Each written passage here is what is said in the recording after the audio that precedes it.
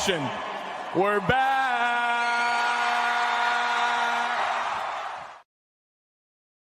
All right. Welcome back to another episode of Fire the Cannon. I'm Rocky. And I'm Megan. And we are Fire the Cannon. Nice. Welcome back, Megan. I have my Snoopy Christmas shirt still because I'm going to drag out Christmas another day or two. Why not? Hey, I think you should. Okay, let me ask you this.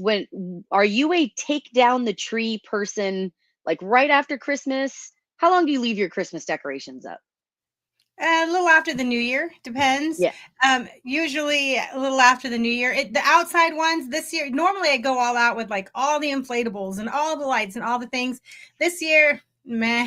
I put up a massive inflatable Grinch and one string of lights across the front, and I called it a day. And I will wait until there's a nice sunny day to take them down. Not going to be out there in the freezing cold, risking my life in wind and rain to take down lights just so my neighbors don't want to see them. I will take them down when it's a nice warm day. I appreciate that. Yeah, I definitely think it is fair game.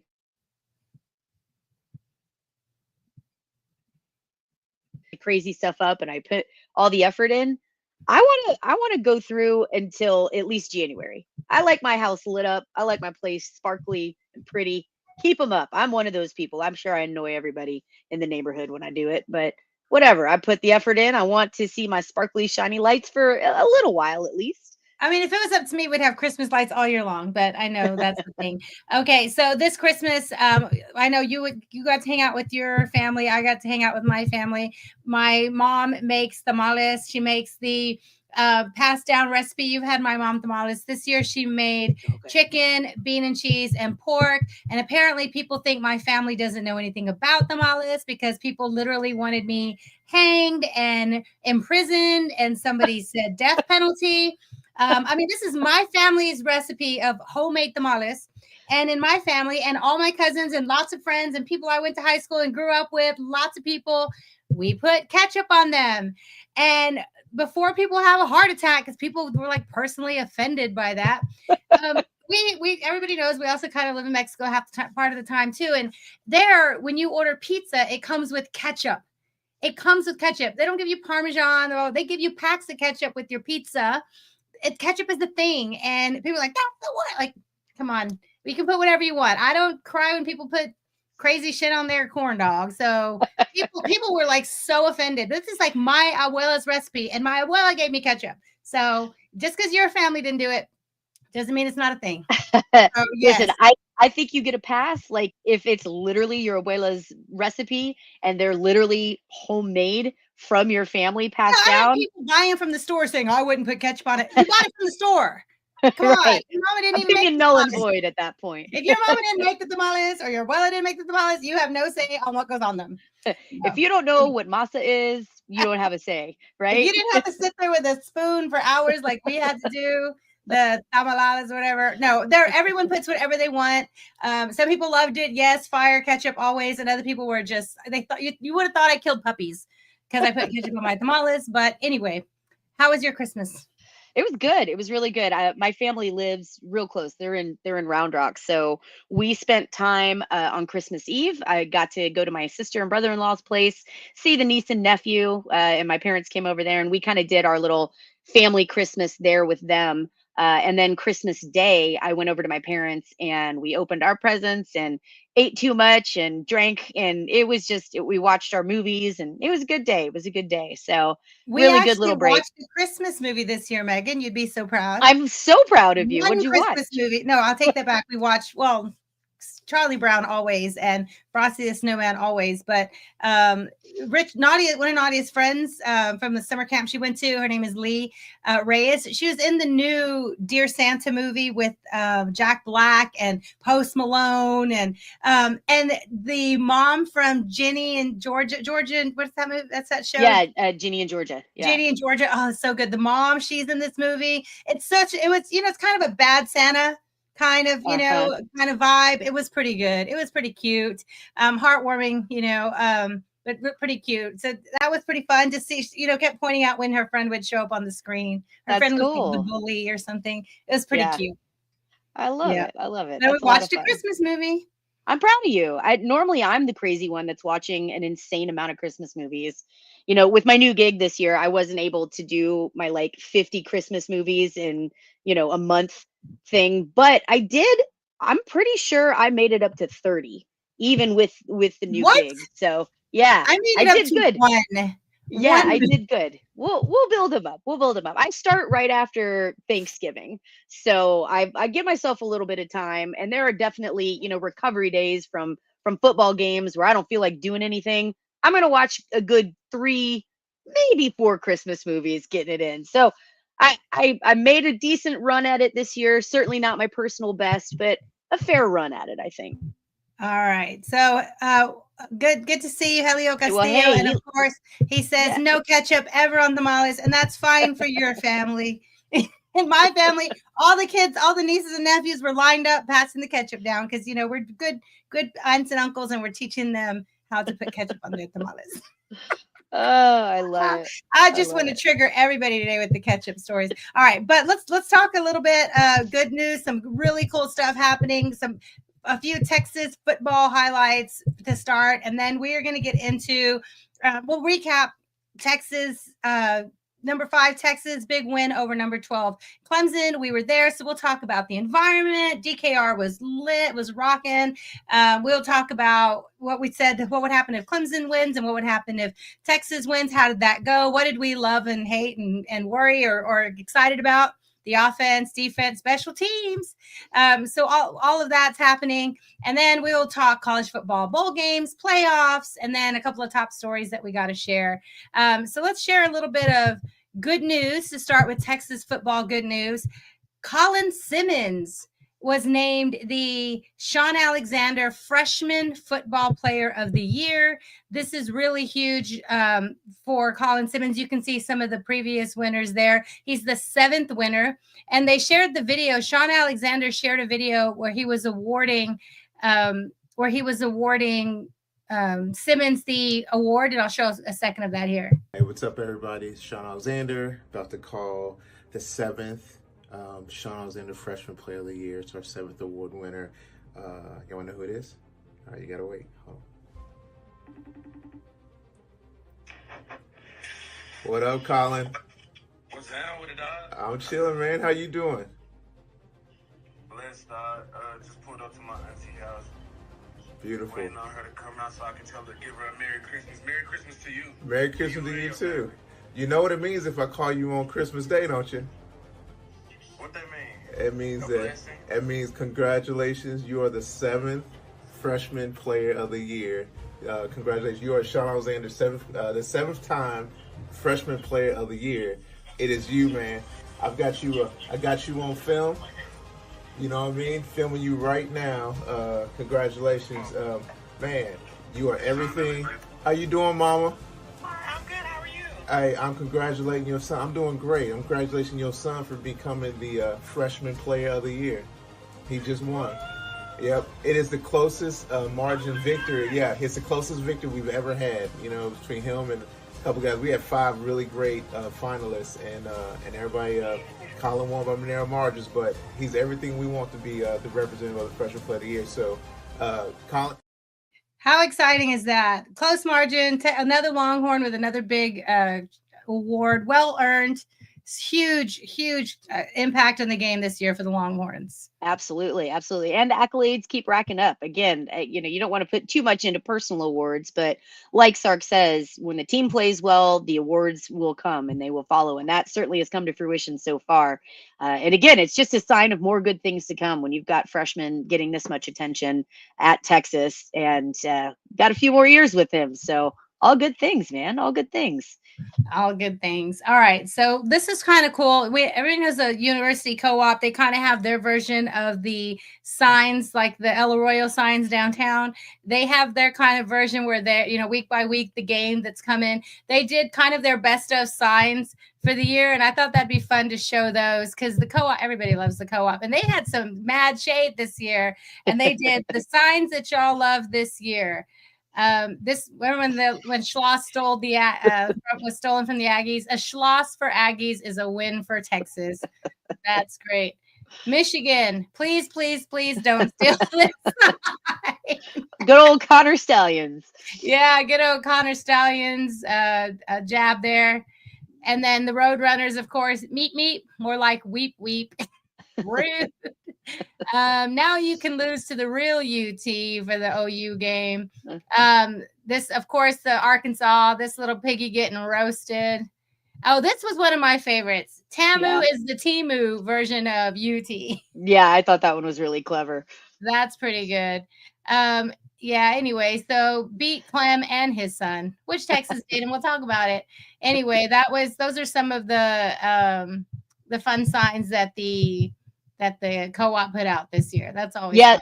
The co-op does a great job. And I don't know if you follow them. Again, I'm obsessive about the co-op and all things UT, I guess. But the co-op has had their own mascot. They call it Cooper, right? COOPR, like co-op, but Coop. And the first year that they did a full, it's like Hook'em, right? It's a full suit as a mascot. He was kind of weird looking, kind of creepy. They have redone Cooper. I appreciate the new Cooper. He looks a little tougher, looks a little more Texas, right? Okay. So yeah, it's the co-op's doing a lot of good things. They're out and about on campus. They're putting a lot of effort in. So if you can give them some support, why not? All the money goes back to UT students. They are a not-for-profit. Again, that's why it's a co-op. So yeah, I always like to support them when I can. I always think like, okay, they're not for profit. Also, this T-shirt is $78. So yeah, the crazy thing about that is that's MSRP. T-shirt right? there. Not this T-shirt. I'm saying a T-shirt there. All right. More news. Akana, we know the Texas linebacker / edge was in the transfer portal. He's made his announcement. He is going to BYU. BYU plays this Saturday night versus Colorado in the Alamo Dome. So we will talk about that game when we talk about the bowl games coming up. That's a pretty good game. And I think you and I should get down there, Megan. If these prices can drop a little on these tickets. Yeah, prices come down. I'm in. Get in and out of the Alamo. It's easy to get in and out of the Alamo Bowl, so that's kind of fun. It's only an hour down the road.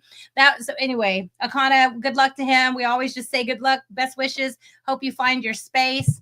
BYU, good tough team. I'm sure there's we know there's a lot of Islander connections to the BYU community, so I hope he feels at home and loves it there. So good luck. Let's see. We have CB says, hola, Dr. Rocky and Megan. Feliz Navidad. Feliz.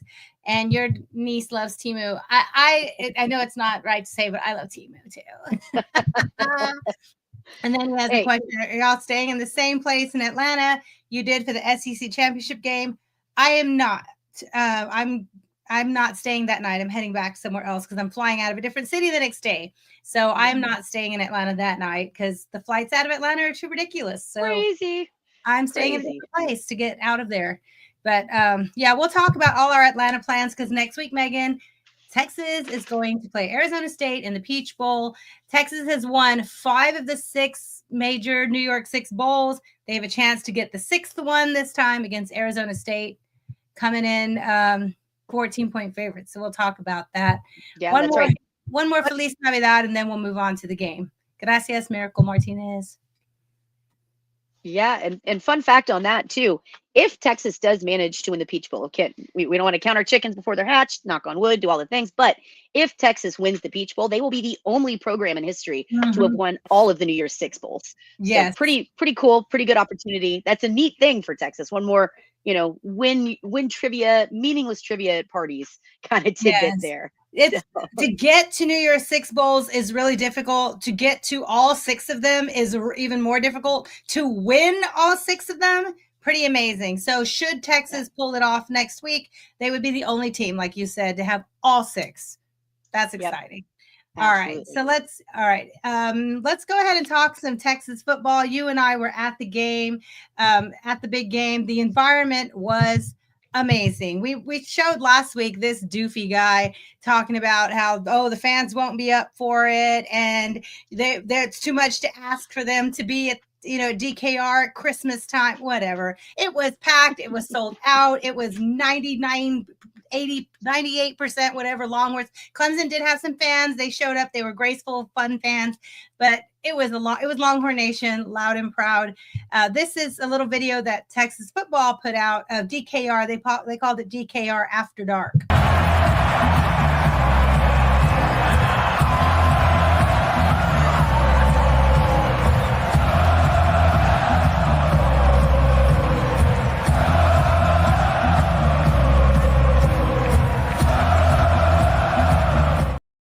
All right. It was packed. It was packed from before. I posted a video before kickoff. Everyone was in their seats. Like normally before kickoff, maybe, people are still hustling, moment about or whatever. But before kickoff, they were in their seats. They were on their feet. It was amazing. Like Longhorn Nation came strong. The students came strong. It was amazing. Megan, you and I sat together at the game, and it was pretty cool to look across and see you're freezing up a little bit, so I'll just keep going. So Dab, one of the cool things that Texas media was on fire. They had everything ready to go for the, you just froze. So I was just going. They had everything ready to go for Clemson and Christmas and college football playoff round 1. One of the really cool videos they played was they picked people from the crowd who looked like some of the famous Christmas characters. And I'll show you what they did.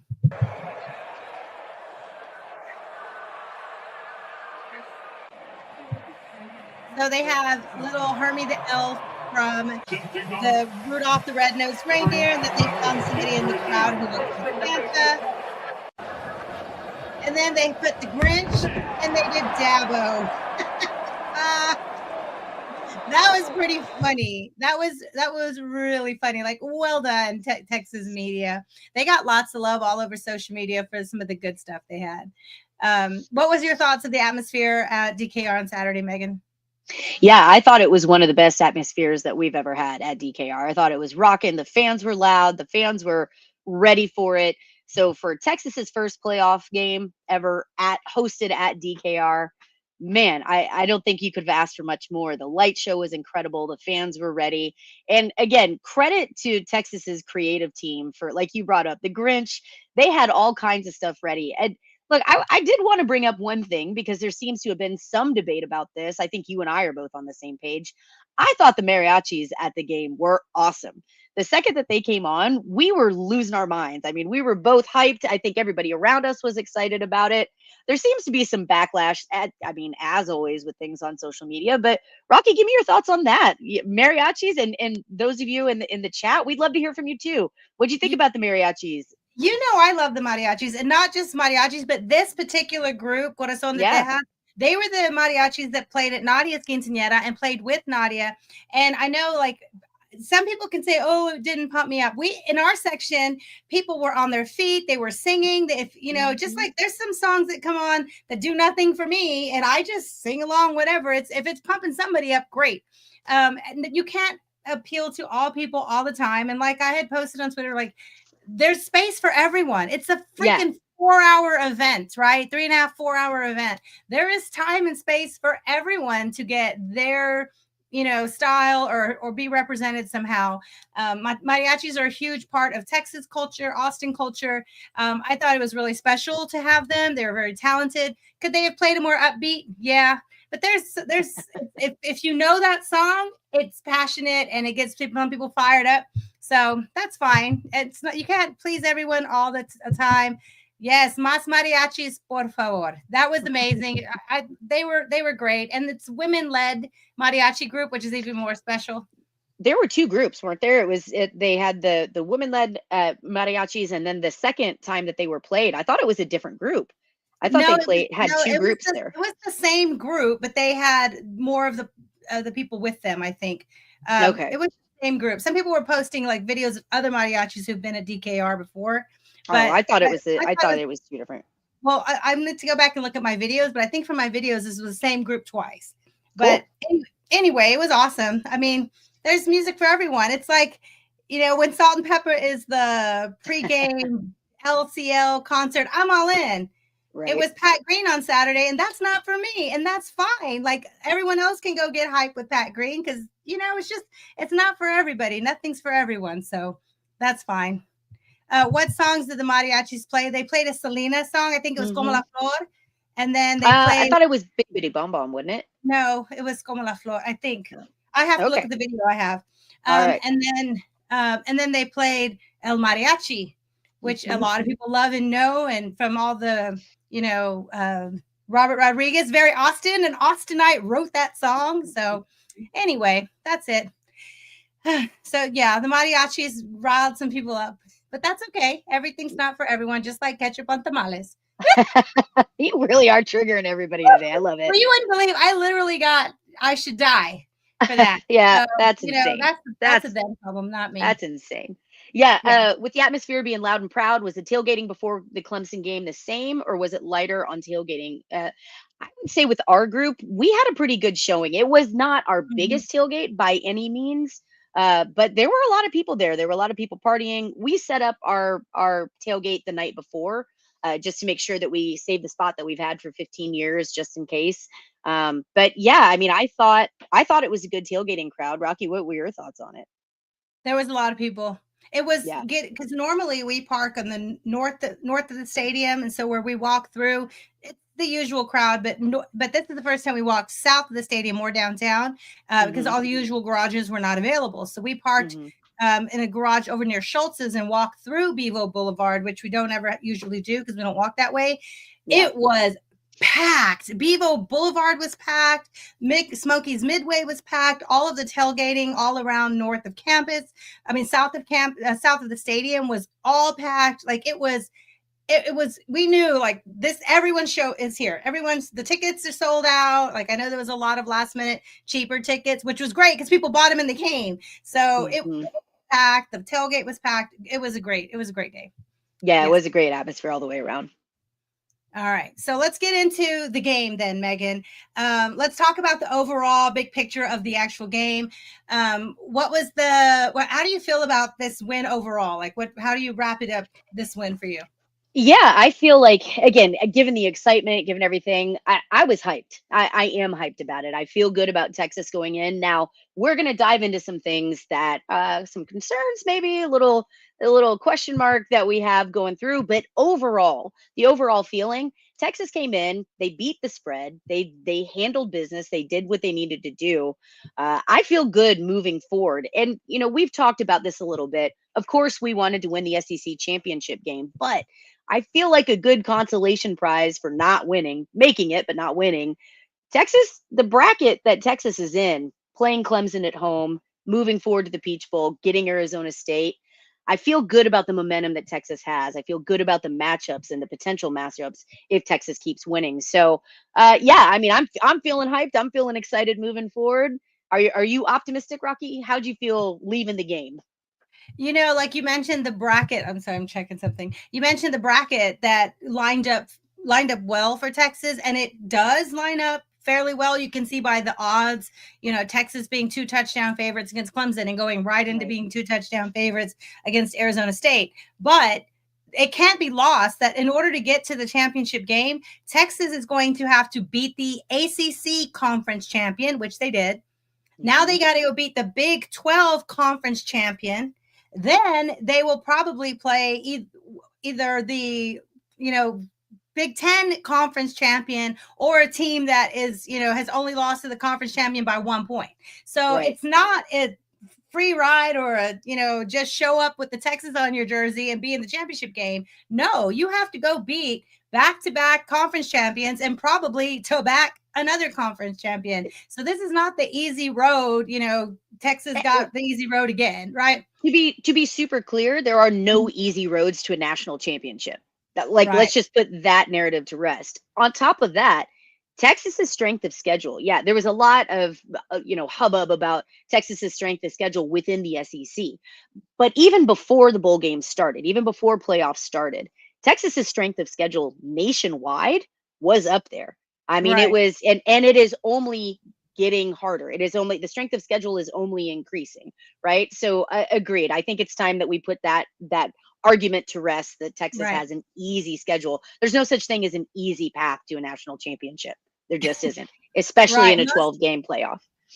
Yeah, exactly. Most places had Texas in the 20s or 30s of a Mhm. strength of schedule. And now, like we mentioned, the teams that are in the playoffs, they're all ranked in the top 2025 in Right. offense or defense or turnovers or, rushing yards or all the things it takes to get to a championship. Most of these teams are ranked in the top in those categories. So we will have to face, coming up with Arizona State when we talk about that game a little bit tonight, but more next week.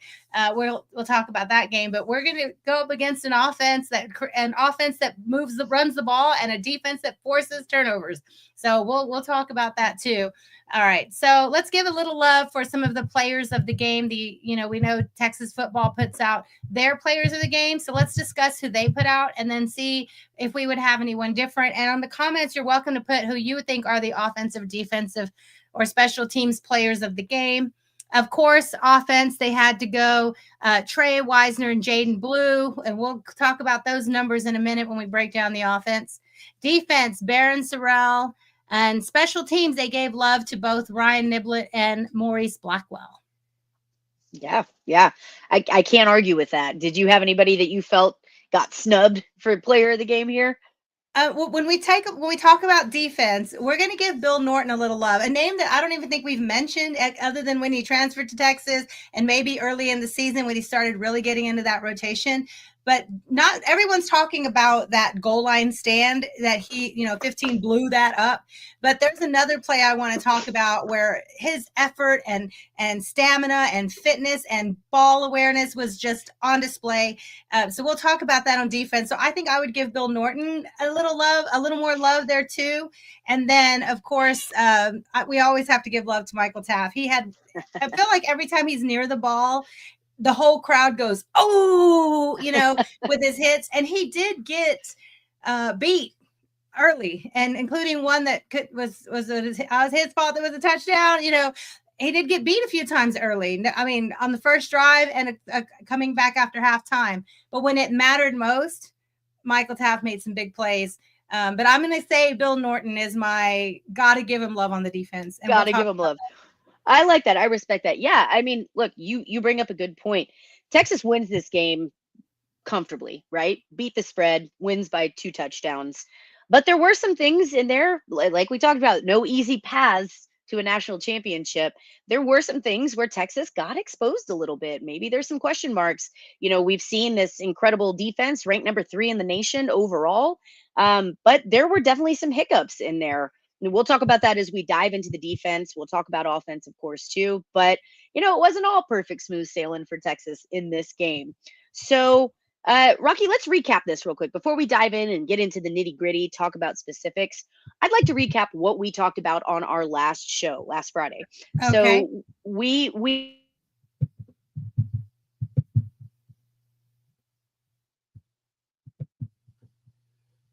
All right. You froze up, Megan. So I'll go over what we talked about. Yep. Are you there? I hope so. I don't know. I'm having. All right. You said the keys we talked about last week, the keys to the game. Yeah. So I wanted to start with yours. Okay. Yep, keys to the win. Texas wins if. Let's start with yours. Go ahead. All right. I said they needed to run the ball to get Sark's offense going, not just to waste the clock, not just to, I said the purpose had to be to get the offense going. 292 yards. We had 2 different running backs with over 100 yards, 2 touchdowns each. This hasn't been done in postseason in over 25 years in college football to have 2 running backs do that. But the difference was it set up Quinn for the whole playbook. And we talked about this, not just running to move the chains, but running so that Sark has the entire playbook open. We saw Quinn have the time to take deep shots because they had to respect the run. We saw the play action get moving because they had to respect the run. All the things that come from, which got Gunnar Helm involved more, he didn't have to stay back and be an extra rushing blocker, and he got to be in space. He had a great game. All the things that happen when they can run the ball. And I know I said I wanted Wingo to be I thought Wingo would be a big part of that. Wingo drew some good pass interference calls that helped a lot too. So I'm going to say Wingo was amazing. But yeah, that's what I thought. I thought they would have to run the ball to get the offense going. And that was, A+ on that part. Contain Klubnik. It was like this. Klubnik is a superstar. Klubnik is a baller. Klubnik made plays that we just said respect, like the way can't do anything alive and threw a dart into defenses, nothing but respect. All we could do was like, damn, that was a good throw, damn, that was a good catch. So but for the most part, overall, they did contain Klubnik enough, right? Mm-hmm. And then third quarter production, I said they had to clean up dropping the third quarters the way they have. Again, they were outscored in the third quarter. And that's something that hopefully doesn't come back to bite them. But fortunately, and they were outscored in the second half. But fortunately, they got such a strong lead that they could survive that and still pull away. I wish they had. We talked about this last week. Put them away. Put these Yeah. teams away. And every time it felt like they had an opportunity to really put them away, and credit to Klubnik and Clemson, they kept fighting back. They have NFL talent on the offense and defense on that team. They wouldn't go away, and that's credit to a competitive team. But yeah, so those are my three keys, and two of the three helped enough. And Yeah, what did you no. have? Well, before we move on to that, I do want to Okay. say again, like Miracle Martinez said, I think that Texas did play better. Texas played better in the third quarter than they have in the past. But there is definitely still room for improvement there. So in Mhm. that third quarter, Texas was outscored, but it was only by 4 points, right? So I feel like the point differential, if we're looking for the silver lining here, it has been a lot worse for Texas in the third quarter, even in games that they've done really well in. So there was improvement in the third quarter. They held their ground a little bit more than they have in the past. That's not to say it was all rainbows and sparkles, right? So agreed. There's a lot of room for improvement in that third quarter. Rocky, I agree with you wholeheartedly. It would have been really nice to see Texas put the game away in the third quarter. Keep that foot on the gas, keep going, keep pressing. So again, I don't know if this is a focus thing. This has been a problem with Texas throughout Sark's history at UT. So I don't know if it's a focus issue. I don't know if it's kind of a hangover from the halftime. There was some improvement from Texas, but I agree that's something still an area that they could get a lot better at. What I said would happen, Texas would win if my first point was if Quinn and the offense score when they have the opportunity. I think Texas did a good job with that. They were capitalizing on Yeah. opportunities. They didn't squander those. We saw that in the SEC game, right? Texas would drive really well, especially in that first half. They would drive, and then turn the ball over or walk away with nothing or walk away with 3 points. Overall, Texas did a really good job of on their drives capitalizing when they had the opportunities.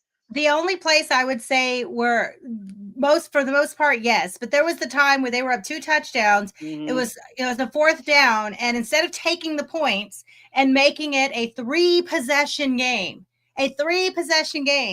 they went for the fourth down and didn't get it. And that's, a risk you take. I'm sure, you're feeling it. They're moving. You go for it because you've got momentum. But sometimes, like, we're all sitting in our seats saying, make it a 3-possession game. That's huge. And they didn't get it, and then it's Clemson's ball. And so it's just those little things where put them away, make them have to force things they didn't want to do because now they're down 3 possessions. And anyway, Yeah, that was I think with that, as a Lions fan, I've got a little bit of PTSD about this, but also I've kind of learned to appreciate that just is who the team is, right? I think there's a lot of similarities between Sarkisian's Texas and Dan Campbell's Lions, in the fact that they are going to be aggressive. Now, to your point, on fourth down efficiency, Texas was only 1 of 4 on fourth down. I think Sark was pretty aggressive about going for it here in ways that maybe he wouldn't have been before. I don't know if that's being overly confident or feeling good with the home field advantage and going for it. But yeah, I think there is a little bit of finding that balance. I love the aggression. I love going after it. I love having confidence in your team. But I do agree there are some opportunities, and Texas has missed some opportunities to take the points, go get points on the board. Like you said, that was an opportunity for Texas to move it to a 3-possession game versus just the 2. Fortunately, it worked out for Texas, but when you're up against different competition as you get farther into this playoff, that kind of decision making could bite Texas in the butt. So I think it's about situational awareness. Do you think it's more that he trusts the offense to get a fourth down more than he trusts a field goal attempt? I do think that factors in a little bit here. Because the kicking has been I do think that factors in a little bit here. There have been some inconsistencies up to the SEC championship, through the SEC championship game. Auburn was 66% on his kicks, and you've got to expect better out of your feature kicker. So yeah, I do think there was a little bit of trepidation there. We saw in this game, Texas only attempted one field goal. It was made, but it was at 22 yards. So yeah, I think you see a little bit of a trend towards, well, we know our offense is rolling. Let's try to go for it. And you credit Clemson in those opportunities. Their defense stood up. They made stops. Again, Texas was only 1 of 4 on 4th downs. Texas was 6 of 12 on 3rd downs. So, I don't want to discredit Clemson's defense here. Dabo Swinney had them ready. Clemson defense played well. Texas offense just played better. And I, Rocky, to your point as well, yes, I think it's some of looking at, do we trust the kickers as much? But also, I think it's having a lot of faith in your defense, knowing that Texas defense is going to do well. Now, we can argue about that. Did that work out for Texas? Because again, you put Clemson in the position, you put the ball back in the hand of Klubnik, where he had Herculean numbers. So, yeah, I think it's a bit of both. I think it's trusting your defense and also a little bit of mistrust in your kicking game. It'll be interesting to see how that plays out. Can Auburn earn that trust back through practice throughout the playoffs as we continue on? That's going to be something that could be game changing and important and change how the games are called. Yeah, absolutely. Absolutely. All right. Yeah. Jumping back into Texas wins if. Rolling right into it. Nice segue there. I said the kicking game is at the very least not terrible. You know what? The kicking game wasn't terrible. It wasn't terrible. Good. Yeah, like we alluded to, there might have been a little bit of hesitation on Sark to call the kickers up when there was an opportunity. But again, Bert Auburn was 1 for 1 at 22 yards, and Michael Kern had 1 punt for 42 yards. Again, it was, they did what they needed to do when they needed to do it. So I will give credit. Texas's kicking at least wasn't a liability in this game. We'll say that. Yeah. And then my third point was Texas needed to play smart and needed to play clean. That penalty bug has bit Texas on and off throughout this season. And you know what? They answered this time. We saw, I think it was a Big Ten officiating crew for the Texas Clemson game. I liked them. I liked them too. So Texas ended up with 2 penalties for 10 yards. So a massive improvement over where they've been, certainly in the SEC championship game and a few games in this season. Clemson ended with 5 for 65, just to point it out. So I didn't feel like the refs were going out of their way to throw the laundry. I thought it was an evenly called game. I thought they called it well. I can't remember, there weren't any incredibly egregious no calls or calls that stuck out in my head. There were a few I disagreed with, but for the most part, I thought the officiating was fair. I thought Texas played a really clean game and played smart. So keys to the game there, I think for the most part, Rocky, you and I nailed it. So appreciate that. I would like to just side note, we do get a Big Ten officiating crew for Texas, Arizona State next week, which I'm happy about because I thought they did a fair job. When you leave the game and never once did you say those refs, or we didn't talk about the refs at all, Right. I thought that's pretty good. So hold on, I'm trying to check. We talked about, we'll get to that in a second. All right. So we said really quickly, we'll just fly through what would happen for Clemson to win. I said that Klubnik would have to put on a cape. And there were moments in that game where he put on a cape. He did a little bit, yeah. Throws, kept the ball alive, scrambled with his feet. He did a lot. It just wasn't enough. If he had 4 more Klubniks on that team, they could have won that game in Austin. I said that they needed to run the ball to control the clock. They didn't. Texas won the time possession. And we can also see massive goal line stands or 4th down stands that Texas was able to hold when they tried to run it right at Texas. It didn't work. And then turn the ball over. They would need to force some turnovers to really get some good field position. Each team had 1 turnover, so that was, and Quinn's was the bounced off of Moore's hands that almost was back to a pick 6, but called for that, blindside hit against Jake Majors. That was that one, which wasn't even, I wouldn't say that's Quinn's fault, that turnover, but it's still a turnover. And so that was even there. So that didn't help them either. So they couldn't take advantage of those things. So they did not pull it off. Yeah. Yeah. And again, to your second point, you said that Clemson would need to run the ball to control time of possession. Clemson couldn't get a running game going. They finished with 76 total rushing yards. So Yep. again, Texas defense showing up in a big way, stopping that run and doing a really good job. So again, before we dive into the nitty gritty of offense and defense, I do want to point out that both the offensive line and the defensive line had a really good game. I think they played well. They did their job. Certainly the O-line, shout out to them. And again, we'll dive into that a little bit more as we dive into the offense and what it took to have a good performance by the O-line due to some injuries. So really good job there. Yeah. So real quickly, my keys to the game for Clemson winning were, again, Texas O-line not stepping up. They needed to protect Quinn. Texas needed to establish a run game. Texas O-line did step up. So womp womp for Clemson. They didn't pop up there. I also mentioned that Clemson would have a good chance if they were able to flip the field. That's something that Clemson has done really well throughout the season. They did not really accomplish that here. I didn't feel like there was an advantage here. Clemson was not able to flip the field. So again, good on Texas and good on Texas special teams for keeping that limited. And my third point was, if the Texas defense somehow forgets that they're the Texas defense and they don't show up, that obviously would be a huge win for Clemson. But unfortunately for the Tigers, absolutely the Texas defense did show up, played well. Again, we'll dive into some of the question marks there and also highlight There some were of the some things they did question well marks. as we get farther into it. But overall, Texas defense showed up, limiting the run and keeping Texas ahead and winning by 2 touchdowns. So, all right, let's dive into the nitty gritty. We'll talk about that. Offense. All right, let's start here. Tonight to get this win. Let's go. Way to go, Quinn. Tonight to get this win. Let's go. Let's start there. Way to go, Quinn. Quinn coming into this game with all the pressure, all the backstories of Klubnik versus Ewers back in, the high school championship game, coming in with Arch, how much should Arch play, how many packages should Arch have? And Quinn goes 17 for 24, 202 yards, 70.8% completion rate percentage, over 8 yards an attempt, throws a TD. He does take 2 sacks, but he gets a 147 QBR, Megan. 147. So what do you think about Quinn rising to this occasion after, and we saw his numbers were amazing in the SEC championship game too. What do you think about him rising to the occasion in this moment?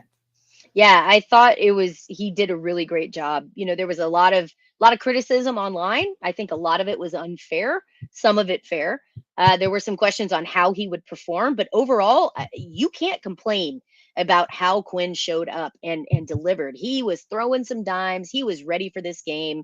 He was prepped. And to your point, Rocky, the one interception that he did have, the one turnover that Texas had, was due. I mean, his receivers didn't do him the favor. Again, it hit Moore's hands, popped up, and was intercepted. You're right. It almost turned into a pick six, did get called back because of that blindside hit. But this is something that we've talked about on the show. I think that Quinn, if you're just somebody who looks at the stats, just somebody who looks at the numbers and sees clips, it's easy to say, oh, this guy sucks. He's got too many turnovers. He's not paying attention. But especially in these later games, I would say, honestly, from Vanderbilt on, a lot of the turnovers, any of the interceptions, a lot of them were on his receivers. They hit him in the hands. They were popping up the ball. Normally reliable guys weren't catching well. They were popping that ball up, making it so that the defense could get that interception. For those kind of throws, generally speaking, I'm not putting that on Quinn. It's not like the throws were off and the receivers were having to come back. It's not like he was, for the most part, there were a couple of that maybe floated a little too much, but they still hit his receivers in the hands.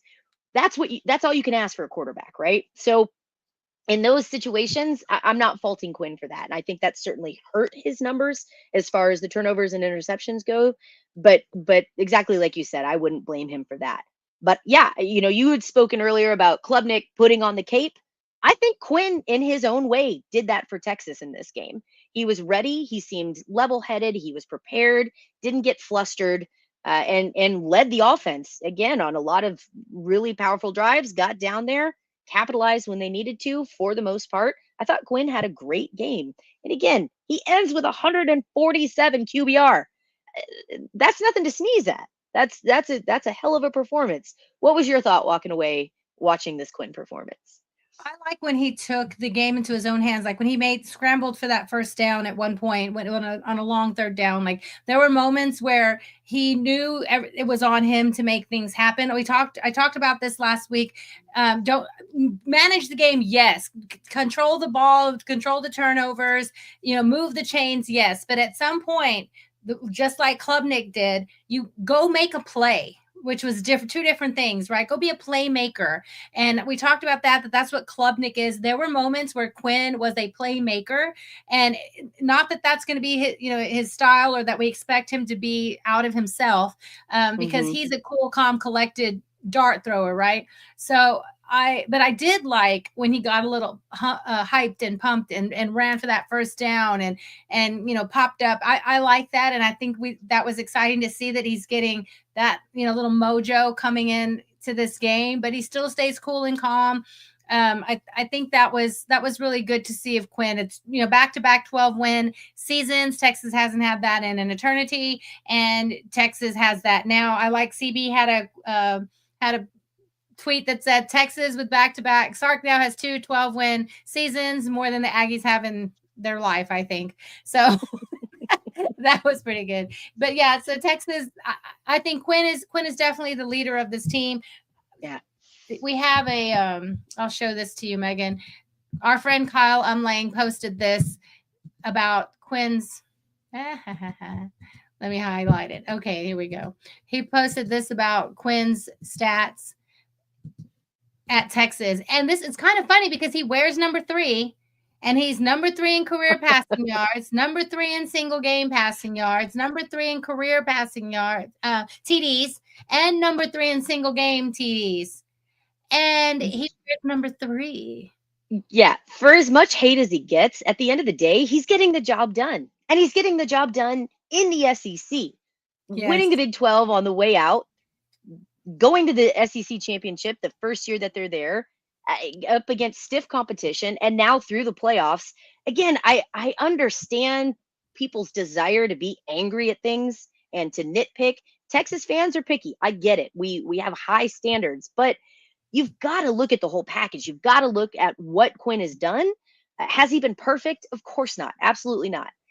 But to finish at the University of Texas, potentially number 3 or higher in the major leading stats for a quarterback, you got to give the man some credit there. Whether you love him or hate him, you have to respect what he has brought to this game and how far he's gotten Texas. Again, if we're having this conversation 7 years ago, 6 years ago, 5 years ago, Texas fans, you would have been thrilled for where we're at and to flash these numbers and these stats in front of you.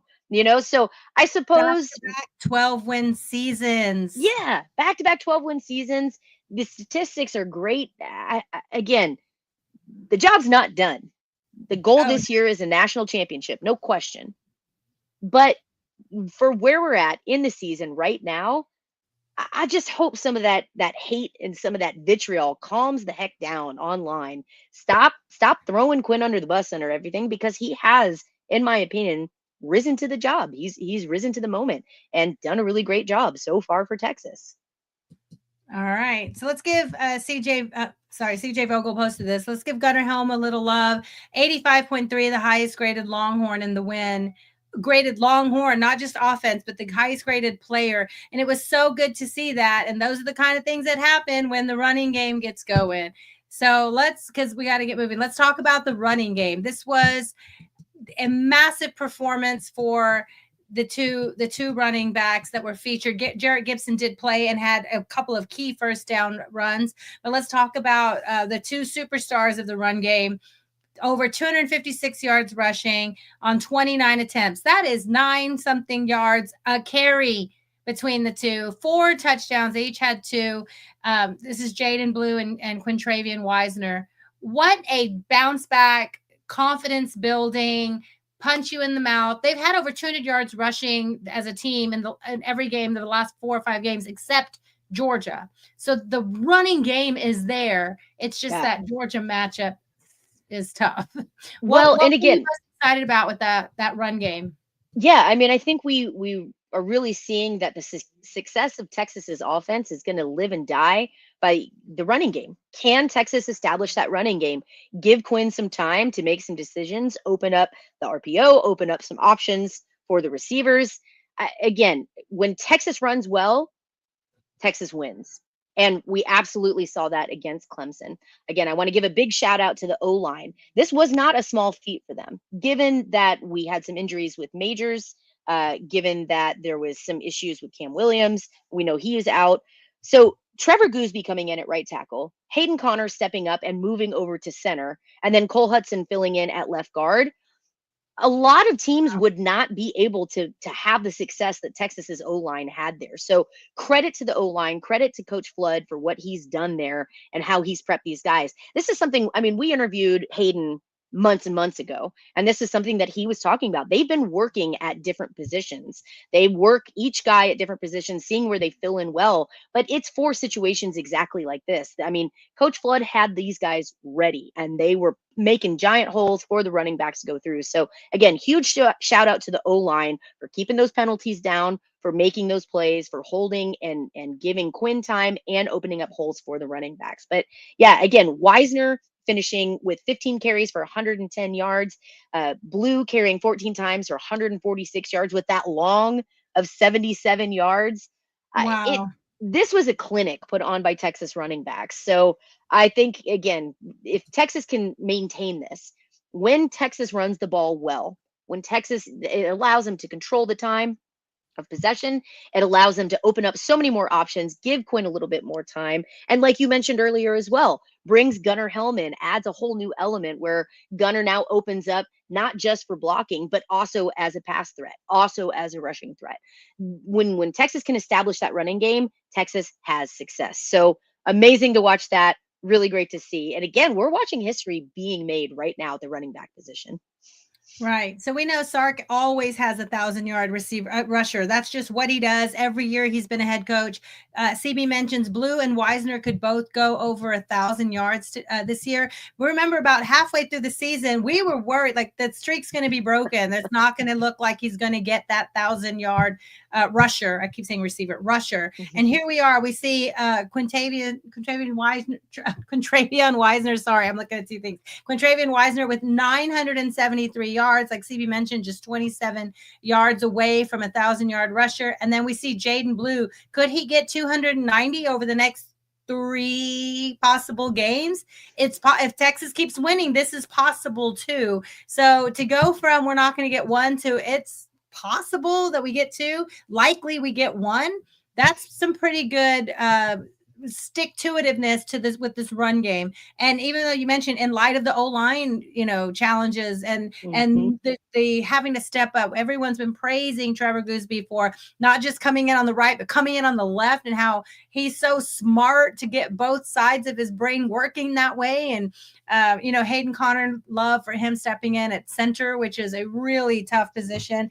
And you don't see the drop off. We have an All-American top offensive lineman in the country, and no disrespect whatsoever, but it's nothing but respect that if he goes out with his ankle injury, Trevor Goosby, who's been developing and learning under him, fits, next man up and fits it, and there's no drop off, and they're still dominating on either side of the line, whichever way they choose to run. So it was really good. And we got to give Clemson respect. They have NFL talent on that defensive line. Absolutely. Texas dominated offensive line and defensive line.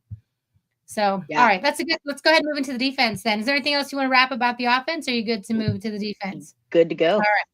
All right. So Texas gave up a touchdown on this drive, the opening drive for Clemson. For the first time, only twice this season, they've given up a touchdown on the opening drive. And that led this genius player, I don't know his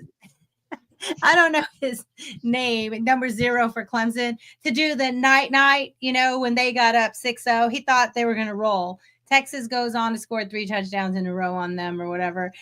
So this was, of course, old takes exposed. He tried to do the night just because they scored first. I mean, good for them scoring first. That's what they usually do. But look, credit to him for not doing the horns down. Credit to him for that. But marginally better by doing the night. Yeah, And either then way, proceeding to lose by 2 Either way, touchdowns. it's a little early to go night 5 minutes into the game. 5 minutes in, right. But I mean, I understand the confidence at that point because they like picked Texas apart all the way down the field, which, you know, opening drives do. Clemson, we know, is one of the leading teams in the country of, you know, scoring first and having a lead at halftime and averaging 21 points by halftime, one of the best in the country. So we know going in, they were going to move the ball early. It was, could they sustain that without the depth and being one of the worst fourth quarter teams in the country, right? So that was, I mean, when you know you're one of the worst fourth quarter teams in the country, do you do night, Megan? You know, again, credit to him for the confidence, but I feel like that was just a step above the horns down curse, right? Yeah. So again, this was only the second time this season that they allowed an opening drive touchdown. This was also the most yards they'd given up this season, and it was at home. But again, like we said, Klubnik was going to put that cape on. So I'm going to ask you, is it time to ring the warning bell here? Is there concerns with the Texas defense? Again, Texas allowed 412 yards. That's the first time for allowing 400 yards in a game this season while playing in the SEC. Are there concerns? No. Rocky, go ahead.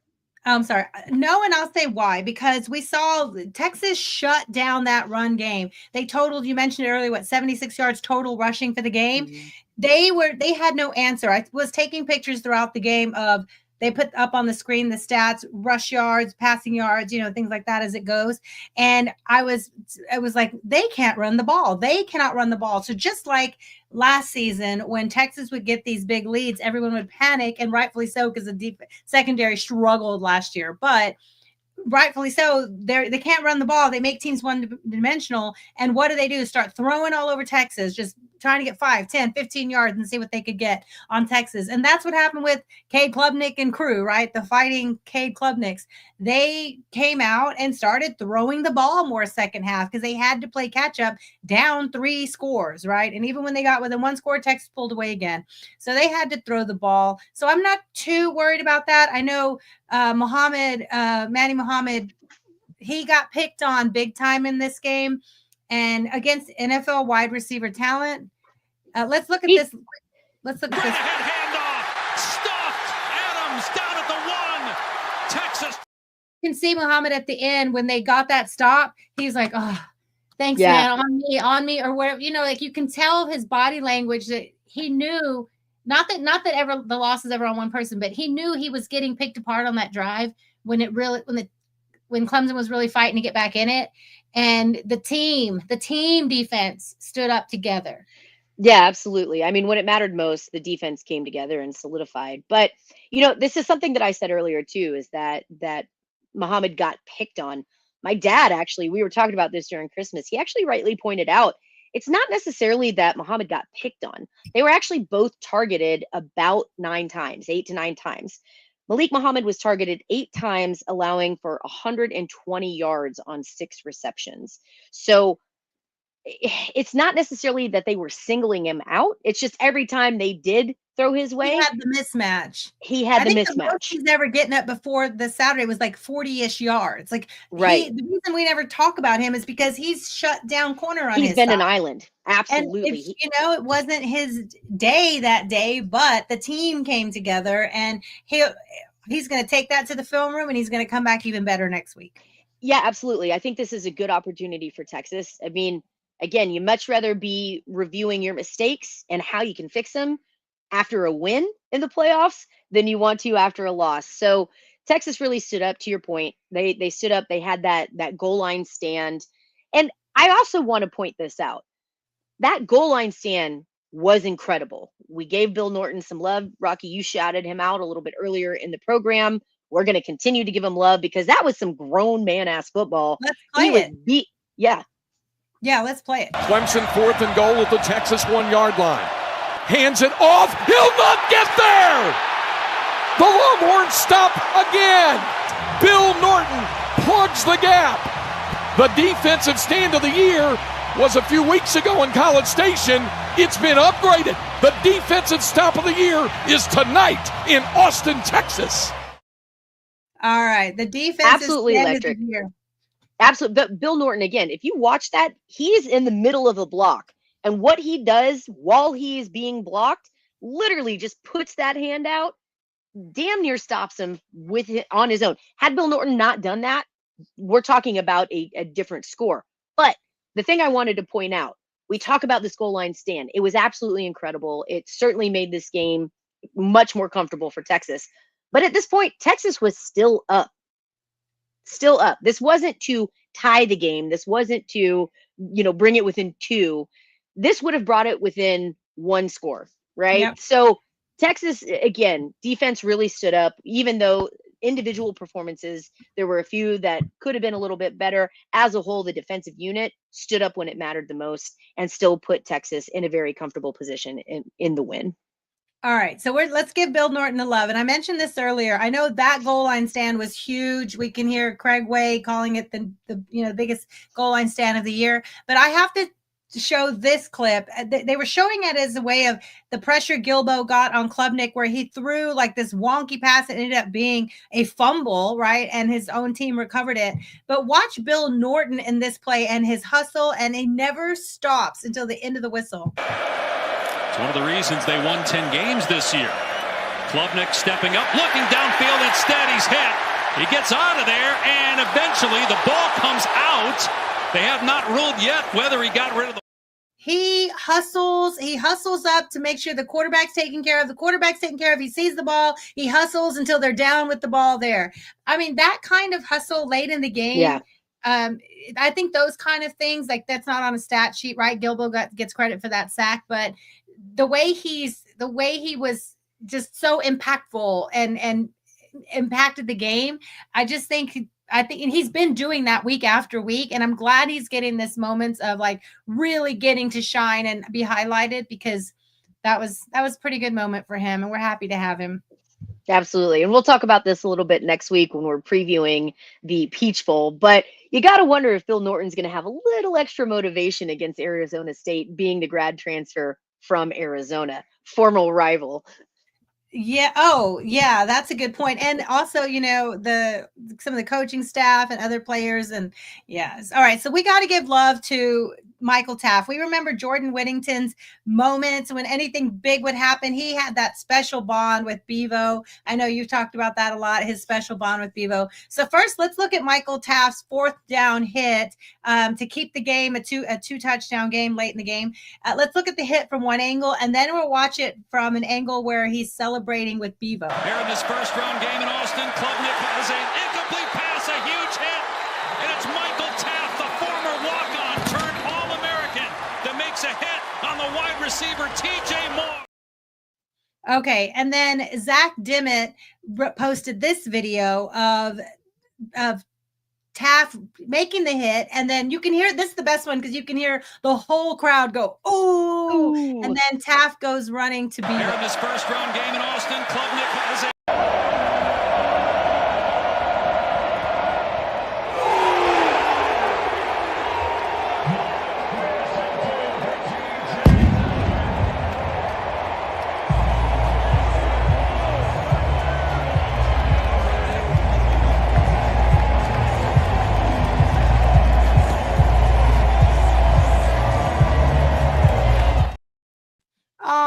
They all go and give love to Bevo. And so I know Bevo's not allowed in Atlanta again. Yeah, free Bevo. Mercedes-Benz is sticking to their guns, which also, if Texas does make it all the way, that means no Bevo at national championship. And that will be the first time since By Texas then, they better get it together. I promise you they won't. I promise you they won't. Okay. But yeah, so that's something I did want to point this out real quick. That is something that the defense has been doing recently, is celebrating with Bevo. So you got to credit Jay Witt for starting that trend, but watching the whole team go over there, celebrate with the boys, say, "This one's for you, Bevo." You got to love it. All right. Really quickly before we show the great post-game comment by PK, I want to say the highest graded safety in all of college football, round 1, Makuba, against his old team. And that's who I picked to be the most impactful player of this game. He was very impactful, but I'm going to have to give that to Bill Norton. Just wow. That was amazing. So after the game, we always like to hear the post-game press conferences and what the players have to say, and they have always good love for each other, respect for the opponents. But it was pretty interesting to hear Jade and Taft giving love to PK, Pete Kwiatkowski, the defensive coordinator. And he was being asked about, Jade's comments to him, and this is what he had to say. Corey Mose posted this video. Jade and Taft, they described you as a genius throughout these last couple months. So I know tonight you had some timely blitzes with Gilbo. And so just take me through that decision making when those blitzes come, what goes on through your mind, and also Cooper, can you just talk about how bad you want to catch that pick on K and take us through that play? Well, I'm humbled by that, but without these guys executing at a high level, I look like a schmuck. So, I mean, they get all the credit because they're the ones that are preparing. We're putting them in the position, and they got to go out and execute, and they've done it on a consistent basis this year. Yeah, he's a genius. They were talking about him being the players calling him a genius. He's like, well, without them executing, I'd look like a schmuck. And it's true, right? We talk about this all the time. Yeah. Like, if something goes wrong, is it the execution or is it the game plan? And it's both, right? You have to have an elite game plan, but you have to have the athletes who can execute that game plan. And Texas's defense right now has both. Absolutely. Absolutely. All right. So special teams, we'll give a little love to special teams. Oh, also quick note, 22 straight games with takeaway for Texas, which ties the college football current record, 22 straight games. So should Texas get a turnover next week in Arizona against Arizona State, they will hold the record for 23 straight games with a turnover, a takeaway. Nice. Love it. Unfortunately, I think we have 25 straight games with a giveaway. So, and you mentioned special teams earlier. 1 field goal attempt, 1 punt, only one of each needed. So that's good. Well, I think more field goals were needed because we went for it on 4th down, didn't get it. But Bert Hopper made his. Michael Kern had a solid punt for 42 yards, and that's good. You said, like I said, keys to the game, just don't be terrible. And you know what? You guys weren't terrible. So you got to love it. You got to love it. All right. Okay, so before we move on to some of our favorite bowl games that happened in the last couple of days, and then what we're looking forward to, tomorrow is Hate Day. Did you know that? Tomorrow is Hate Day, Rivalry Hate Day. Do you want to give a little love to Chuck's Land? And I'll get that going whenever you're ready. Yeah, absolutely. All right, y'all. If you are looking for a wonderful Texas getaway out in the beautiful hill country, look no further than the Rockin' Diamond S Ranch. Nestled on 120 beautiful acres in Blanco, Texas, this property has it all. It sleeps up to 14 with 1 primary home and 2 fully furnished cabins. You can go wildlife watching, fishing. You can play with the Longhorns. There's indoor and outdoor eating and cooking, and you are just 5 minutes from downtown Blanco with breweries, eateries, shopping, distilleries, and more. So it is family fun for everybody. If you're looking for a staycation or just a beautiful weekend, again, you've got to check out Rockin' Diamond S Ranch. That is Rockin', ROCKIN, DiamondSranch.com, or give our friend Chuck Smith a call at 512-694-1969. Be sure to tell him Fire the Cannon sent you. All right. You can screen capture right there the contact info. Let Chuck know that you want to get the family together out at his ranch. All right. So let's get to college football bowl games. There was a couple over the last few days. We both picked Florida to win big over Tulane. They did. There's some funny moments in these games lately. So in this game, NIU, the ones who beat Notre Dame at home, survived Fresno State. This was a good back and forth game. NIU had to come back to lead and win. But I don't know if you can see here, but on the telecast, they put the Fresno State Bulldongs. That's a typo for the ages. Bulldongs. And the worst part about this is that it went throughout the broadcast. Like, nobody picked up on it. It literally, the entire broadcast, they had the Bulldogs up there, which was, that's something. That's I can't wait to see that. To me, sounds like a Fanatics mess up on a shirt, or like a Temu shirt that you order. Instead of your Bulldogs, you get the Bulldogs. I mean, now they are going to be the Bulldogs, whether they like it or not. Okay. So over the last few days, USCF, the Bulls, right? They do this bowl. I think they do it. Yeah. Todd Orlando is still there as the defensive coordinator, and they were playing San Jose State. That was an exciting game again, back and forth, and it went to 5 overtimes, which is the first time in college football that a game went to 5 overtimes. That game was won and lost 98 times. College football since the new rules. Playoffs. No, I'm sorry. Playoffs. Postseason. Okay. Sorry, yeah. Postseason. Okay. Sorry, I meant wait. to specify. Postseason. That was the first postseason game to go to 5 overtimes. Well, today, Pitt and Toledo went to 6 overtimes, and this game was crazy. So in the 4th overtime, they were going back for a touchdown, nothing, field goal, whatever. And so then in the 4th overtime, Toledo thought they had this huge sack for the win against Pitt, and they stormed the field. And then they're like, well, hold up, not so fast. There's a flag for defensive holding. So then they go again, and Toledo thinks they get the goal line stand because Duggar, the quarterback for Pitt, tried to run it in, and then they reviewed it, and sure enough, he broke the plane with the ball under the crazy. Good clear evidence. So they go again, 5th overtime, six overtimes, the most ever in postseason college football. This was just a few hours ago, and then Toledo pulled it off. They won 48-46. They got that last stop against Pitt, which was pretty good game, which reminds me of they started 7-0 and then lost the last 6. Matt, yeah, that's a good point. That's a good point. They trended the wrong direction. That's for sure. Thanks, Matt. Yeah, they were ranked earlier in the season. So, Megan, that reminds me, last week, I think, around the Aggie game for Texas, Aggies had just come off that multiple overtime game the week before with Auburn, the one at Auburn. And they had asked Sark about it, like, how do you prepare for these because you got to go to 2-point conversions. How many do you have? And Sark kind of said, 5, 6 or something like that. So we have a few 6, 7 or whatever. I don't remember what he said. Single digits. And I'm thinking Sark has 98 ways to get at 2 least. points. Look, and I wanted to ask you about this too, because it's funny you bring up the Aggies. The whole reason we switched over to these new overtime rules this year is because of Texas A&M and LSU going to that 7 overtime game where A&M pulled it out in the end.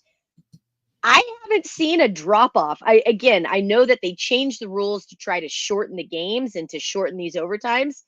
It feels like we have more crazy overtimes this year than we've had in years past. Do you like the new changes for the overtime rules? And y'all in the comments, please jump in as well. I love the overtime rules because they may still go to 5 or 6 or 7, but it's one play. It's not starting from the 25 and 8 or 9 or 10 plays, however, right? So if you get to 5 or 6 or 7 plays times 8 overtimes, that could be 50, 60, 70 plays. Now you have a few in the first, a few in the second, and after that it's one play, one play, one play, one play. So to me, that's fine because you're not getting 50, 60 plays. You're getting up to that many. You're getting 1 and 1, 1 and 1. So yes, it still takes forever because there's a 10-minute commercial break between each overtime. Today's game was 5 hours. Right. That's my point. I don't think it's shortening the games much at all. And beyond that, I hate the new rules. I'll be the first to say it. I don't like this one and done thing because again, you're limiting and that turns more to luck than it does to strategy. Team good stuff. One play. It's all right along one play. It was 100 plays before where you didn't execute. And I don't like it. To overtime. If you couldn't handle just like Texas at Georgia, you couldn't handle your business all 100 plays earlier that you put yourself in this overtime. I hate it. Then I hate it. Be prepared with some 2-point conversions. Matt, I appreciate it. Yeah, it is absolutely like going into a shootout in hockey. Or soccer. Soccer for shootout. For me, that feels exciting, but that's something the game's always had. I think it's taking away too much from the game. I don't know. I maybe I'll change my mind on it. I don't think it's been so few games. That's my point. No, but I'm saying so few games actually get to overtime, and of those, so few get to 3 or 4 or 5 that it's really rare that it like this is an anomaly that there's 2 games that went this high, but most of the time they don't go this. It's like, wow, it's never done this, and then the next day it hasn't been a few games. That's my point. I feel like we're getting longer overtime, more overtimes. Maybe it's a weird but happening I think they're this more season because you got one shot, and if you don't get it, we get another one, as opposed to multiple plays before you determine whether or not you need another overtime. They go quickly because I don't know. I wish I wish there were 2 versions of football people chose to play the full 60-minute one that we have now. Also play one that's nothing but 2-point conversions, because I'll watch that too. Yeah, that's like the XFL, right? That's the crazy. Oh, yeah, I watch that. Arena football is your equivalent of a full game of all 2-point conversions. Yeah. Oh, also, you mentioned this is a terrible loss for Pitt because they started their year 7-0. We got to give some love for Toledo because this is the first time in their program that they beat 2 Power 4 teams in the same year. So that's a big deal for that program, and that will help with, building their program and recruiting and all that stuff. All right. So let's talk about tomorrow, Megan, is Hate Day. It is officially Texas Hate Day. Everyone who thinks they're a rival to Texas, well, there's 15 schools who say they're our rival. Yeah, 16. Some of our top rivals all play tomorrow. Actual rivals. Yeah. Yes. Our real rival, one of our 2 biggest, 1A, 1B, however you say them. The Lockheed Martin Armed Forces Bowl at Amon G. Carter, which is TCU Stadium in Fort Worth. The OU Oklahoma Sooners against Navy Midshipmen. I will be at that game tomorrow morning. Nice. It is 11 a.m. So OU opened as 9-point favorites. That line is down to 2.5.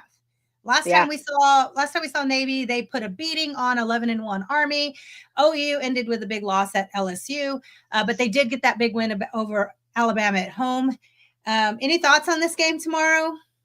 Go Navy. I think that like we've been talking about, I've got a lot of questions about Venables as a head coach, certainly as a head coach at Oklahoma.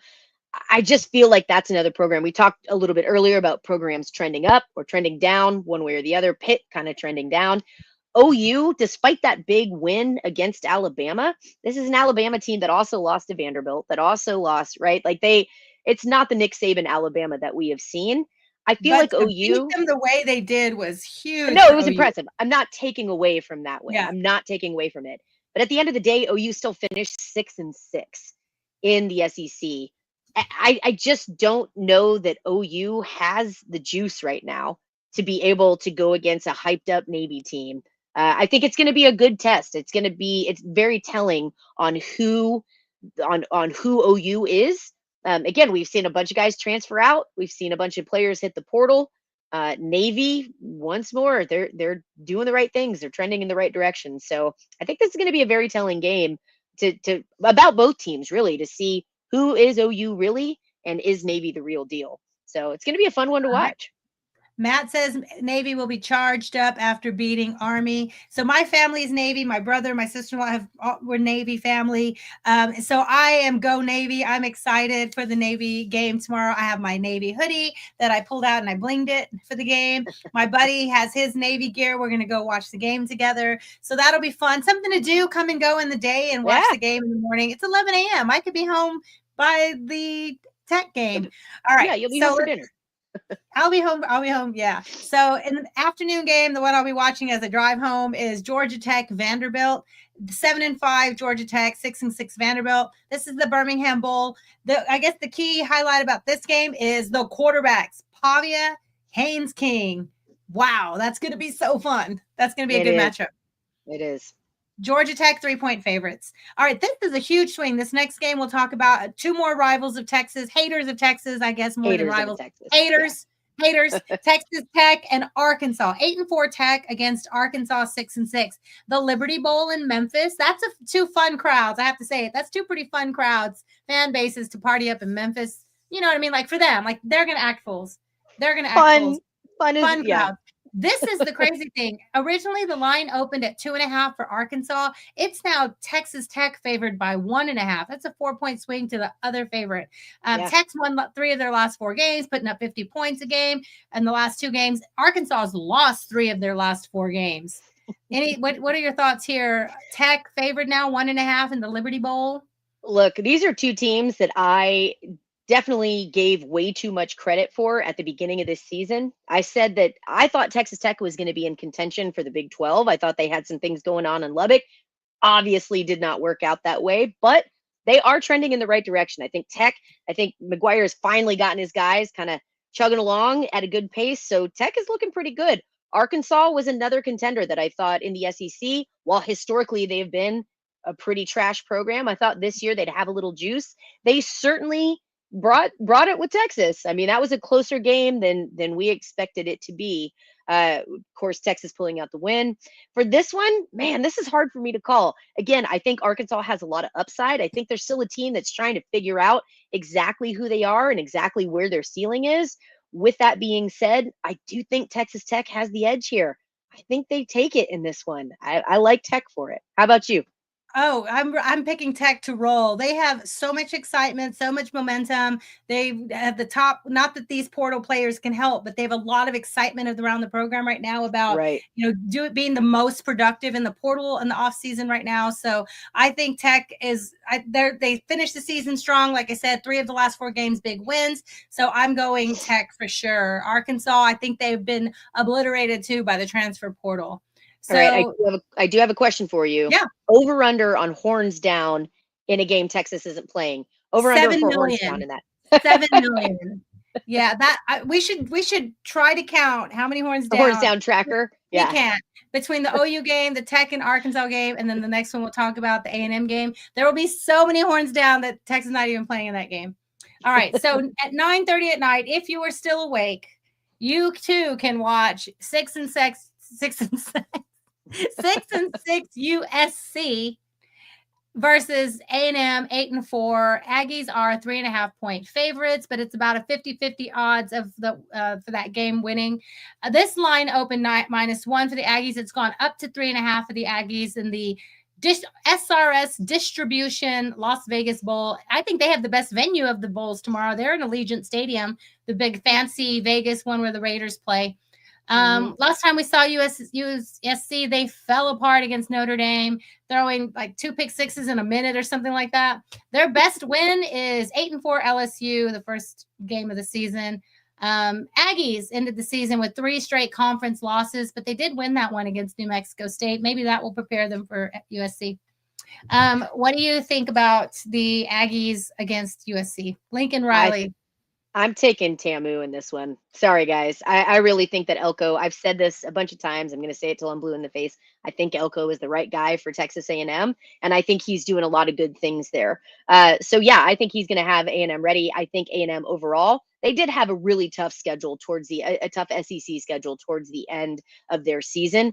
But given how Lincoln Riley is not performing out in Los Angeles, how USC has looked overall throughout the season, I just don't see how USC pulls this one out. I think TAMU is going to be ready. I think Texas A&M, honestly, at 3.5, I'm going to take Texas A&M, and I think that they cover and win by a decent amount here. I'd almost say double digits. How about you? I agree. Lincoln Riley does not do a good job of preparing his teams for postseason. Also, they've been just like Arkansas and a lot of other teams. The portal has not been kind to USC. They will be missing key players. So, I agree. Matt also says Arkansas should win, but Tech has the speed. And he agrees USC is a mess. He's with you, A&M big. I can see that. I can see the Aggies pulling away big time. Double-digit win for A&M, I think. Oh, good. They can have a Las Vegas Bowl trophy.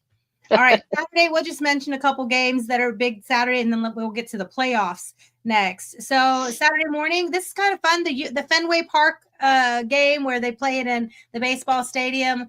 I'm like, whatever. It's a baseball stadium. It's always awkward. Cool venue. It's a great venue, but it's always awkward field, awkward sidelines, awkward whatever. But that's cool. And that's North Carolina without Mac Brown. They are no longer the Fighting Mac Browns. Yep. Screw them. Yeah, UConn. This is a big swing too. It opened as North Carolina 2.5-point favorites. No. It opened with UConn as 6-point favorites, And then after they fired Mac Brown, it went to UNC 2.5-point favorites. I don't know. So Yeah, I 8.5 don't know if this is a point. win it for coach kind of thing where they want to perform, they want to prove a point. I do think there is a lot of hype around UNC right now with Belichick coming in, his son coming in. So maybe they're playing on that hype, but I don't know. I don't want to put everything on that. I still think UConn's going to give them a good game. It'll be an interesting one to watch. That's for sure. Well, that's a kegs and eggs game because for us it's 10 a.m. Yep. So then 2:30 out. There's other games, but the ones we wanted to highlight: 2:30 on ABC. 10-3 Iowa State, ranked number 18, are going to play number 13 Miami, 10-2. But Iowa State were the favorites, but then everybody saw them get their butt beat by Arizona State. So Miami are now the favorites, another big swing. But the most important thing everyone needs to know about this game is the trophy. Pop-Tarts Bowl trophy is a working toaster. Yeah. Look, credit to Pop-Tarts, credit to their advertising team and their marketing team.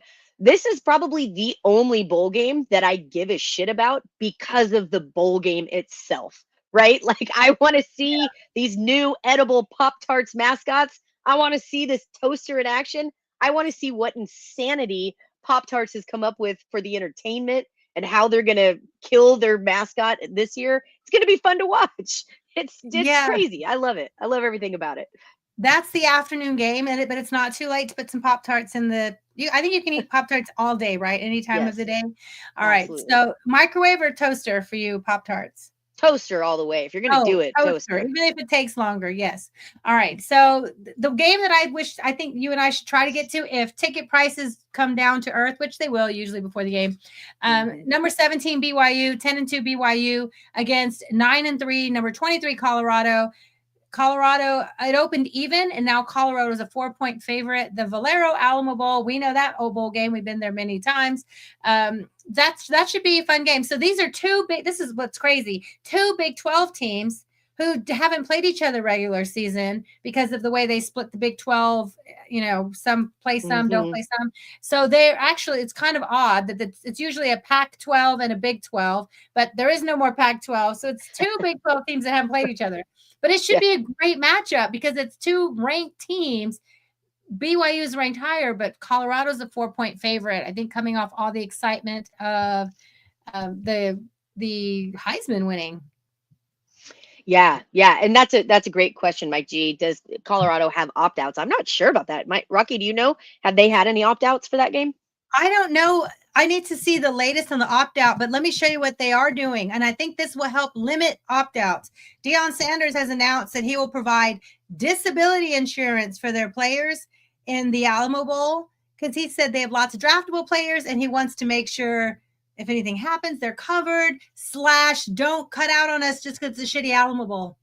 Right? Yeah. So he's insuring the players. So I don't know about the opt-out, but that will be good to see. There are some opt-outs. So it looks like, and all of these are transfer portals. So for Colorado, their linebacker Morgan Pearson, D-line Ryan Buell, Walter Taylor at quarterback, Adonis Forrest, linebacker Johnny Chaney, linebacker, and that's it for Colorado. Again, those are all guys that have announced for the portal, and they are out.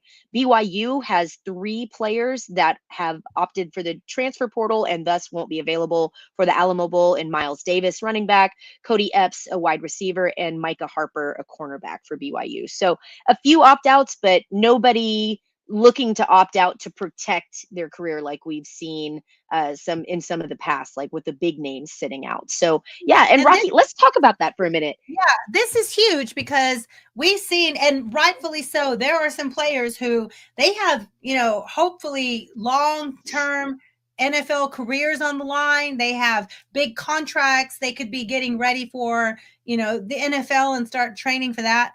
And we see players, if it's a meaningful championship on the line or something, they play. But if it's, and Texas has been in this bowl, it's not meaningless completely, but not a high level bowl. Texas was just in the Alamo Bowl several times, or the Texas Bowl, or, we talk about all these other bowls that are not going to lead to a championship. So it is a huge risk to play in these games for some players like Shador Sanders. And, like it's a huge risk to play in these games. So I understand if they do not play in this game, I understand it. And then here's Dion ensuring them so that they will play. And I haven't been the biggest Dion supporter, but I think this is a great move. I think this is a very cool thing to do. And I don't see why more schools don't do this. With all the money that is getting thrown around in college football, with NIL deals, with all kinds of stuff, all the money. Again, we've talked about this being $1 billion industry. It doesn't make sense to me that more schools don't offer this kind of protection for their players. It seems like that would be a smart thing to do, smart thing for a player to do with their NIL money, but also a smart thing for the schools to do to ensure a high quality product is out on the field. And it shows that, hey, despite everything, we do actually give a shit about our players, right? We do actually care. We care about your well-being. So again, credit and kudos to Deion Sanders for putting this in. I hope this is a model that more schools follow and that more people, take advantage of, because I do think it's better for college football, and it makes for better football to watch, even in these smaller games.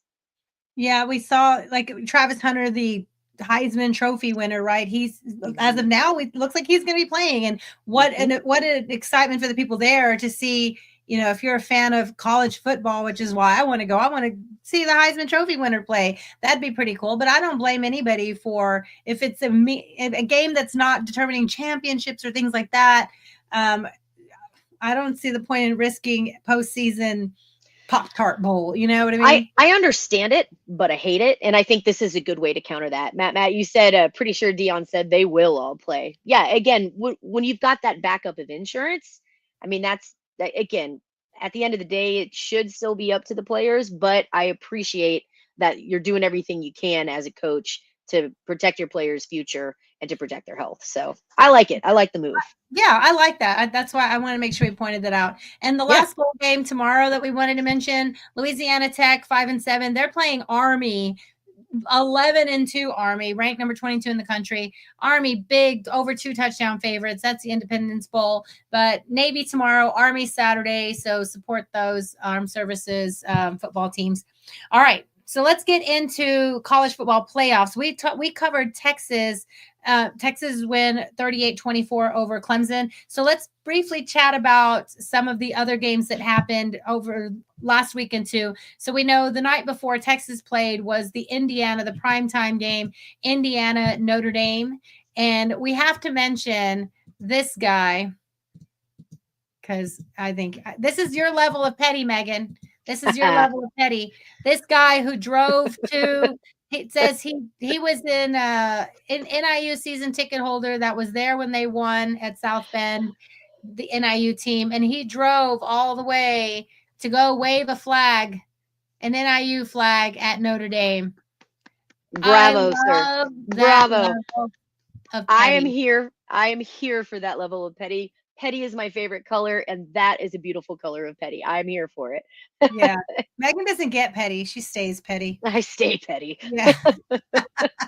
All right. So let's talk about this game. Leading up to this game, the Indiana coach had a lot of confidence in his team's ability. He'd heard the talk about they haven't beaten anybody, blah, blah, blah. So this is what the Indiana coach had to say about going against top 25 teams with his team. I mean, look, there's a lot of skeptics. There's a lot of doubters. I get it, right?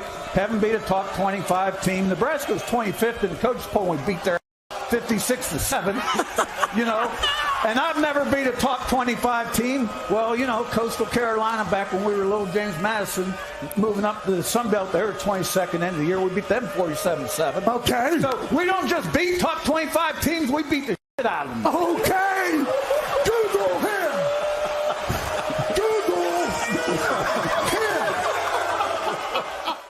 We don't just beat top 25 teams. We beat the shit out of them, Megan. Tell me how that worked out for you, Coach. Tell me how that worked out for you. Yeah, they were down 27-3 in the fourth quarter. Look, those times where you've had some adult beverages, you're feeling pretty good, you're kind of feeling yourself, feeling a little swaggy, you decide to get a little loose-lipped, talk a little too much. Pumping you up. The crowd's pumping you up, you're in the moment, and then you send some text messages maybe you shouldn't have maybe you should have pressed send on. And the next morning you go, oh, hell, what have I done? I feel like this is one of those moments for him. Again, I get it. I understand the excitement. I understand wanting to hype your fans up. You're feeling that crowd. You're feeling good. But you better be damn confident in your team, and your team damn well better show up if you're going to talk that kind of trash on national television. And that kind of talk means I'm going to come in and punch you in the mouth, right? They couldn't run the ball. They had key penalties, like Texas has suffered recently, key penalties on important drives. They started the game with that great interception of Riley Leonard. You're like, ooh, game on. Indiana came here to play. And then what do they do with that drive? Get an interception, throw an interception themselves. So I'm like, oh, okay. So they could get nothing going. Notre Dame was on fire, up, like I said, up 27-3 in the fourth. The game ended up looking way closer than it actually was, 27-17. That was a butt kicking. And Indiana ran out of that. It was a butt kicking. So absolutely, the score doesn't do. If you watch the game, the score doesn't show the game. Yeah, Mike G, you said if Indiana was in the SEC, they would not be in the playoffs. I agree.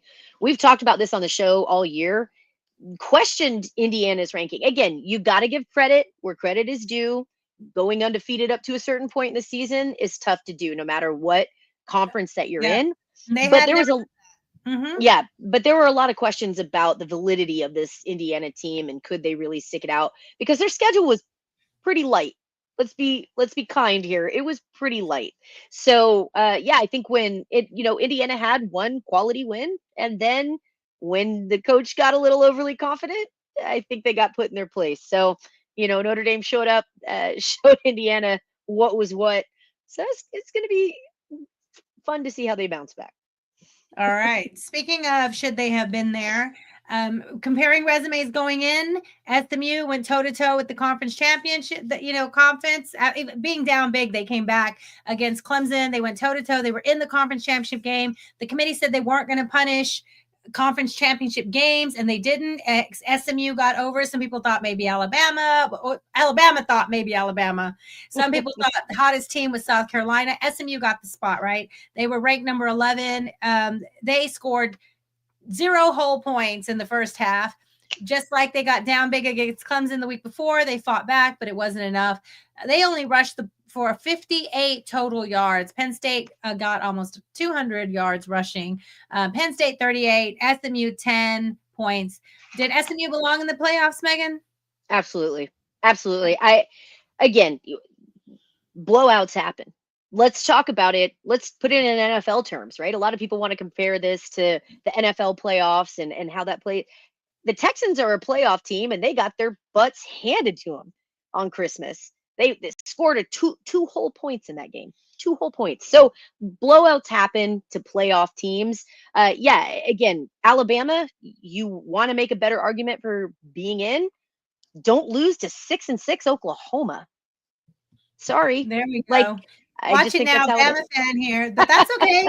I mean, we're keeping it real. Same things you've heard from everyone else is, yes, you've had great wins, but at the end of the day, you didn't make it to your conference championship game. We're going to talk about whether or not Tennessee should have been there too. Should you have been in over Tennessee? But that loss to Oklahoma was a dagger. It was a dagger. You heard it. Again, Alabama, always a program to respect, no question. Mike, we're not knocking your program. We're just calling it like it is. Again, you lose to a 6-6 Oklahoma team. You lose to a decent Vanderbilt team that's better than they have been, but they're still Vanderbilt. 6-6. Vanderbilt ended 6-6 as well. Yeah, that's a hard argument to make in a conference like the SEC. It's a hard argument to make. And again, the ACC had some decent teams too. I saw you mention a little bit earlier, Indiana in the playoffs shows how weak the bottom 10 of the Big Ten teams are. Yeah, bottom 10. I love that comment, but I think that argument can be made for a lot of the conferences. The Big 12, all of them. Not especially super strong. The SEC does have a stronger top half, but the bottom half is not super strong either. I think you could argue there are more better teams in the SEC in that top half, right? Than there are in other conferences. Well, yeah, I mean, come on, Rocky. You got to give them credit for that. Ole Miss belongs up there in the top half of the SEC. Tennessee, But Alabama. they also take losses to losing bad teams, like everyone does. I think they if do. anyone, They do. people shit on Texas for losing to Georgia twice, and that's tough to lose to the same team twice. But Georgia's the only team to beat Texas. Georgia didn't fall to a Kentucky. Georgia didn't fall to a Vanderbilt. Texas. Sorry, Texas. Texas didn't fall to some of these 6-6, 5-7 teams that some of the other teams did. Yes, it's hard to get pumped up and on the road week after week. Absolutely. But Texas found a way to do it. So people can say, oh, Texas, they played this game or this team. At least we didn't lose to them. When we had to play Oklahoma, we didn't lose to them. I think the argument here, and I don't disagree with this argument, is that the bottom portion of the SEC is smaller than the bottom portion of other conferences. And I hate making this argument. I can't believe I'm going to be making this argument. But there is some argument to be made that the quality of the bottom tier teams in the SEC is better than the quality of bottom tier teams in other conferences. So I don't know. I think that's a little SEC bias. I don't think so. I think there's some good teams everywhere and some bad teams everywhere. I mean, look at the Tennessee. Tennessee got into this tournament and they went to Arkansas and lost. Texas went in there and came away with a double-digit win. So is it a big deal to beat Arkansas? No. Have other people gone in there and lost? Absolutely, including for sure. the playoff team, right? But that's the point that I'm making, is that the teams that aren't great in the SEC are still decent teams that have solid wins in them, right? Oklahoma State does not. The bottom does not. The bottom of the bottom. Kentucky has one good win, I think. All right, let's keep moving. We want to talk about, like we're talking about Tennessee, right? Speaking of going in and taking an L, so they came with no shirt.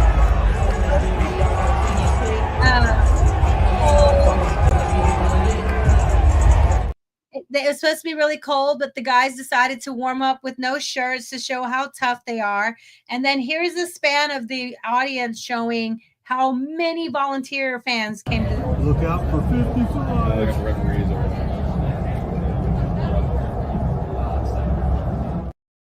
They traveled really well to Ohio State.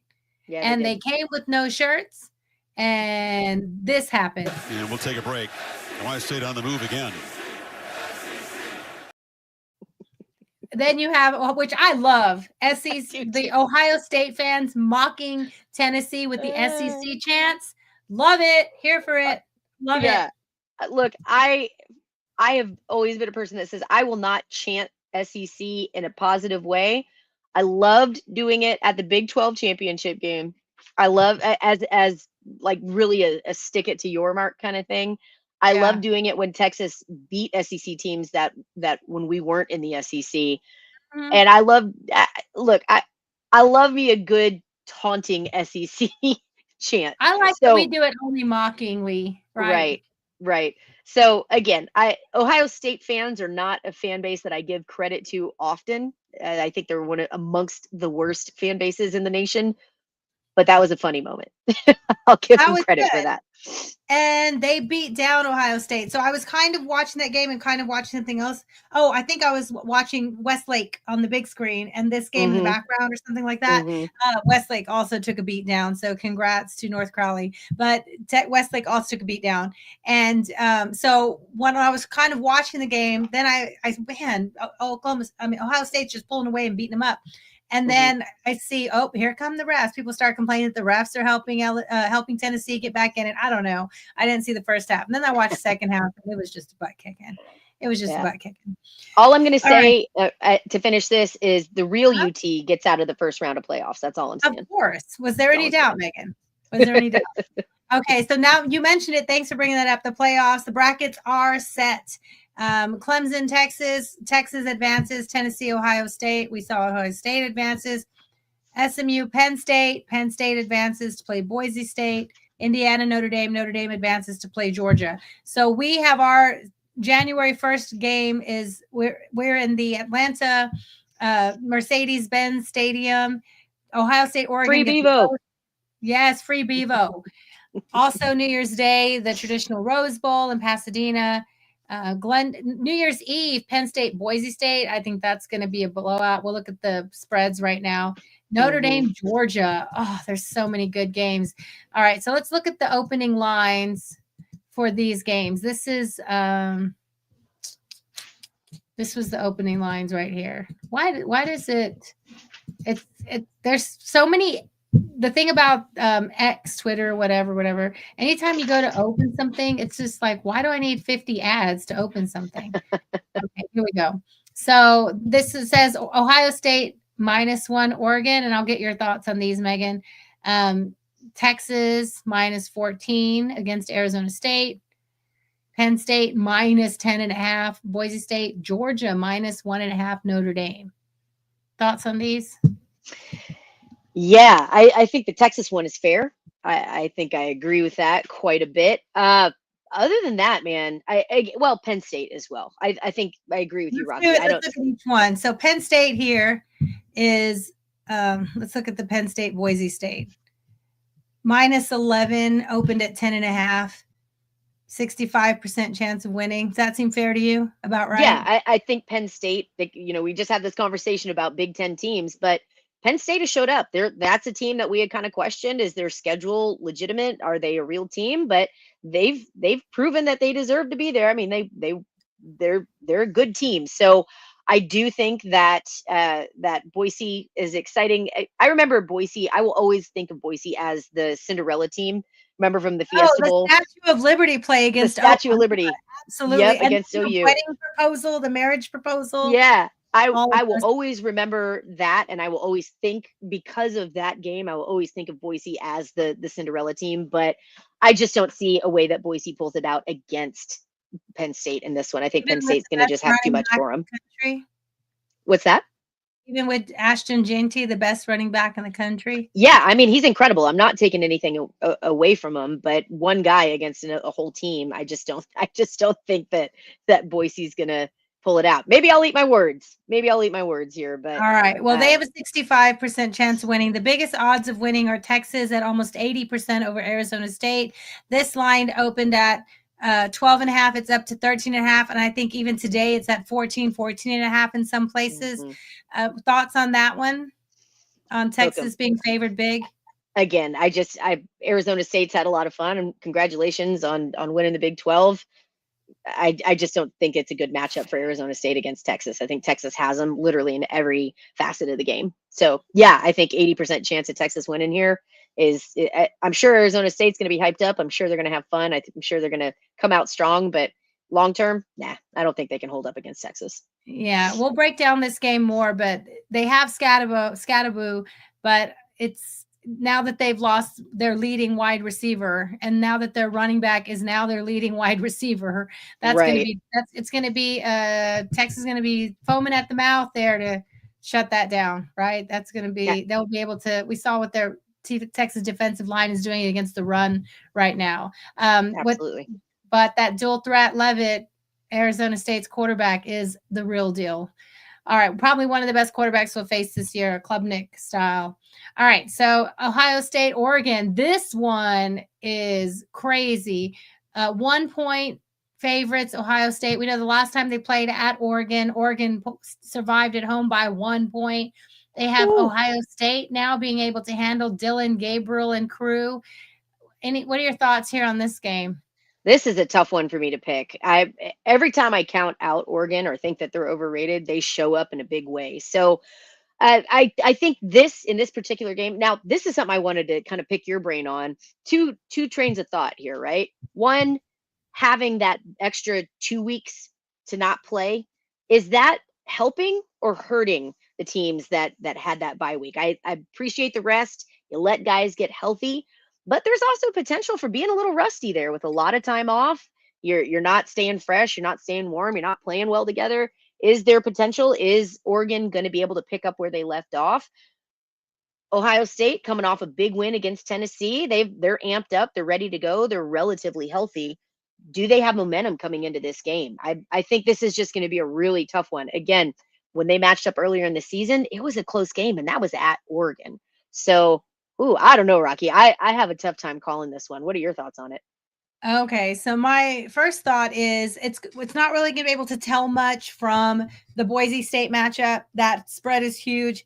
Texas is favored by 2 touchdowns. So if Texas makes Arizona State, should they make Arizona State look rusty or, without rhythm, I would give credit that game and even the Penn State game. I would credit those more to dominant defenses controlling, teams that teams without the same Just don't caliber match up well. athletes and Sure. same caliber recruits, right? I would credit that to that more.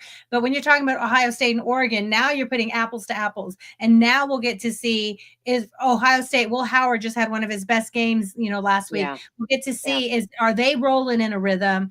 And does it take Dylan Gabriel a drive or 2 or 3 to get his rhythm going? So I think that will be more, we'll be able to tell more those 2 matched levels of athletes more, I think, than if it was, I don't want to be rude, but Penn State, Boise State, those are 2 different level of athletes. So if Penn State's dominating early, I'm not going to say, Boise State's rusty. I'm going to say Penn State is better, right? No, I get it.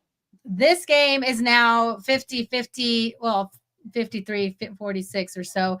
But it went from 1.5 Notre Dame favorite to 1.5 Georgia favorite, even losing their quarterback, even Georgia losing their quarterback.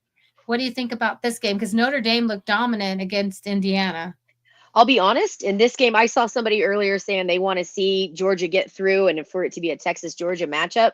I don't. I think I'd like to see, as much as I'd like that opportunity to finally beat Georgia, Rocky, you rightly pointed out, this is just a tough matchup for Texas. I would much rather it be a Texas and Notre Dame matchup at the end of the day for please. a national championship. Yeah, I think that would be an incredible matchup. I think it'd be historic, right? There's a lot of interest nationwide, 2 big brands throughout all of the U.S., a lot of eyeballs there. So, but that being said, Georgia's been looking really good. Now, Carson Beck is out, and while Texas did not handle that transition to Stockton well initially, they did adjust eventually, and Stockton was really one-dimensional. So I think that's going to play a really big role in this game. I think Beck is still out, right? I mean, he's been ruled out for this game. He's had surgery. He had Tommy John surgery. So he's done. Done. Yes. Yeah. So in this game, if this were Carson Beck going up against Notre Dame, I think I'd definitely tip the hat to Georgia. I think they're just a really strong team that was playing well under Beck. I'm not sure that their backup quarterback, their one-dimensional backup quarterback, is going to be able to take on Notre Dame. And I'm saying that as somebody who roots for the team that got beat by that one-dimensional backup quarterback. So I think he can use his feet so much, and he's still a super 5-star recruit who they've had 2 weeks to prepare. So Notre Dame's found offense for sure, but that's going to be an interesting game. That's close matchup. So as that gets closer, we'll predict that game too. All right. So let's see. We know Texas is now round 2 for Texas is going to be Arizona State at the Chick-fil-A Peach Bowl. We talked about that. Texas could be the first college football team ever to win all 6 major New Year's bowls, right? Peach, Rose, blah, blah, blah, all the bowls, Cotton Bowl, Sugar Bowl, all the bowls, right? So Texas could be the first one to win all of them. An interesting story in this game, Megan, I don't know if you've seen this, is how many former Longhorns are on the Arizona State team. So here, one of our buddies on Twitter put Jake Smith, Prince Dorba, Troy O'Meara, Jamon Tapp, Xavier Alford, Zach Swanson, and of course we know Brian Carrington. We love him. They're all he's in the staff now. All those players are with Arizona State. I don't know if you got a chance to watch the press conference. It was the Peach Bowl press conference where they had both coaches, Dillingham or whatever, and Sark were talking, and they were just loving each other back and forth, celebrating each other, praising each other, the 2 coaches, nothing but respect. And they asked about all these players who are now from Arizona State who are from Texas. And the Arizona State coach said that he loves getting players from Texas because he knows they're well coached, well developed. You know, they're hard workers. They have a strong culture. Like he went on and on praising Sark's program. So, and he said he's happy to keep going back to Texas Longhorn program and take their transfers. Because yeah, look, I think that's high praise. And for a coach to come out and outright say that, that does show a lot of respect. And that's not, you don't always get that kind of honesty from coaches at this level, right? So I do think there's a lot of respect between these two programs. Again, we will preview this game on our show on Tuesday. We will dive into it, how Texas matches up against Arizona State. We'll look a little bit more into everything. But yeah, I respect that the coach is coming out and giving Texas a lot of credit, saying that he appreciates. I think he said, "I'll always go to that well to drink." So yeah, that's high praise from him. Yeah, they were praising each other's styles and there's the skill, the way they develop their programs, and then the way they plan games, and you know, their play calling, all of that. They were praising each other. So this updated odds to win. We've gone over the new brackets and the matchups. As of now, Texas is still the odds-on favorite to win the national championship. Thoughts, Megan? Is that rat poison or woohoo? I mean, a little bit of rat poison, but it's not such an astronomical number that you go, oh well, this is in the bag for Texas. So I think Texas has proven this year, at least, that they can drown out the hype. They don't listen to that outside rat poison. But yeah, you gotta love it as a Texas fan. We can talk about it. I feel good. Again, it plays a little bit into how the brackets played out here. Again, for Texas to get to the national championship, you still have to play. You still have to beat Arizona State. You have to beat the Big 12 champion. But then moving on, if they go into the Cotton, they're still going to have to take on a very, very good Oregon team or a very, very good Ohio State team. Again, neither of those teams are anyone to poo-poo or overlook, right? So I don't think any Texas fan is looking at this and thinking that making it to the national championship is a gimme. If you are one of those fans looking and saying that, man, check your privilege a little bit, because this is not going to be, like we said earlier, this is not an easy path. There's no such thing as an easy path to national championship. But yeah, I like Texas's odds. I'd take those odds. How about you? Yeah, I don't know yet, because I need to see these next couple matchups. Yeah, but I agree. It would be nice if someone else would eliminate Georgia, because it is a tough matchup for Texas. It is. I mean, nothing but respect. Something about that team has it's like rock, paper, scissors, right? You know, Texas has beat Alabama last time they played. Alabama beat Georgia the last time they played, and Georgia beats Texas. So it's just matchups, right? It's matchups. So, all right, let's just give a little bit of love to a couple of Longhorns in the NFL before we sign off. It's about that time. So let's see. We wanted to give, everyone knows DeMarvin Overshown had the terrible knee injury last year, sat out the whole year, was on fire this year for the Dallas Cowboys, and another horrific knee injury. But that did not keep him from, even though he just had surgery, from going and giving bikes to kids in need for Christmas. Here's a quick little video of him giving a bike, and the kid is so emotional. All right, Braylon. All right, it's all good news, so speak up.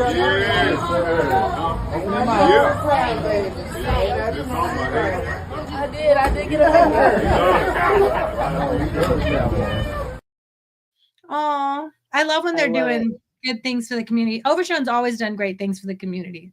He has. And to his credit too, I mean, he's going through a hell of a surgery. He had 3 ligaments repaired. It was ACL, MCL, and what's the third one? Thank you. Yeah, all 3 tore. He may not be back until the 2026 season. So he could be at home pouting and feeling sorry for himself, and instead he's there out in his knee brace doing good in the community. So again, props to him and bringing smiles. That's just an incredible thing, and it speaks a lot, very highly of his character, and it speaks a lot for what he wants to do for the community. Yeah, after his surgery, they did say it went really well, and he could be back by 2025 now. So that's good. Mikey, we appreciate you, man. We thank you for listening. We appreciate that you got to jump out. Always love getting fans of other teams coming in. Thanks for contributing on the messages. That's awesome. All right. Shout out to Xavier Worthy. He's now tied for the 5th most TDs by a wide receiver in the NFL. And he's also leading in rookie touchdowns, which is pretty awesome for Worthy. And we have to give love to Bijan Robinson, lifetime Longhorn. it's pretty amazing. So he's been with the Atlanta Falcons now 2 years. And I know these numbers are hard to read, but the point is he is already flying up the all-time Atlanta Falcons board. And he's on track to be the ranked the 10th most accumulating rushing yards for the Atlanta Falcons. So he's on track to break Atlanta Falcons records for all-time rushing yards. So he's already got he only needs 168 yards for this season to move up the boards. Yeah, he's flying fast. So good job. And it's good to see them finally using him. That first season that he was with Atlanta, I mean, I felt like he sat on the bench so much. I know that he was a rookie, but come on, man, you got Bijan in your stock. You don't keep that prize pony haltered. You let him go. You let him run. I know. Speaking of let him run, watch this touchdown. The give to Robinson, a cutback. Robinson bouncing outside, and Robinson pinballing into the end zone for the touchdown. The way he moves, like bang, bang, bang, like side, like the lateral, and then forward, and then speed, and then back. I don't know anybody else who does it like that.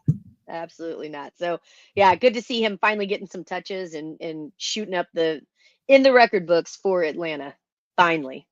All right. And then I don't know if y'all saw this story about Earl Thomas, lifetime Longhorn legend, Seattle Seahawk legend. His ex-wife, Nina, is charged with defrauding him out of $2.7 million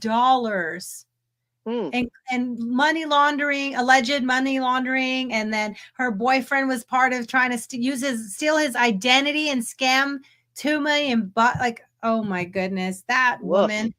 You want to see her face? Because we should show it. That's her right there.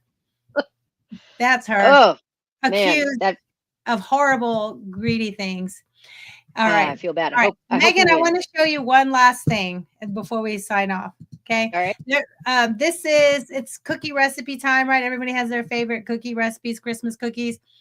It says the backside of my mom's gravestone. Every time someone asked her for the cookie recipe, she said over my dead body. So I'm going to zoom in so you can see they put on her tombstone the cookie recipe, and you can screen capture that if you want the best Christmas cookie recipe. And I had to look up what's oleo, and apparently it's an outdated word for margarine. So oleo just means margarine. Yeah. I had to incredible. Look it up. What's oleo? Again, I love this sense of humor here with the family. Over my dead body. Okay, here you go. Okay, here's the cookie recipe.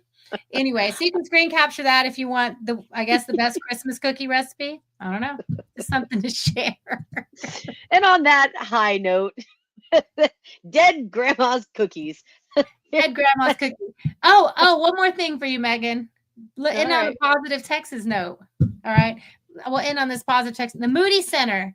We love the Moody Center. It is modern. The audio is amazing. The grab and go, self-serve, concessions, all the food choices, the artwork, the lighting. It is beautiful. It is now already ranks as the top arena in the world at its size. That's awesome. I love it. So well done, Texas. We always talk about these facilities, races, and everything that, all the different advantages. Well, Texas can brag now about having the best arena in the world for its size. That's pretty impressive. Well done. That is pretty good. All right, Megan, good job. We'll wrap up. Thank you everyone for watching, listening, like and subscribe. Yeah, hook 'em, ladies. Thanks, Matt. It's a great show because people engage and make it more interesting. So thank you for that.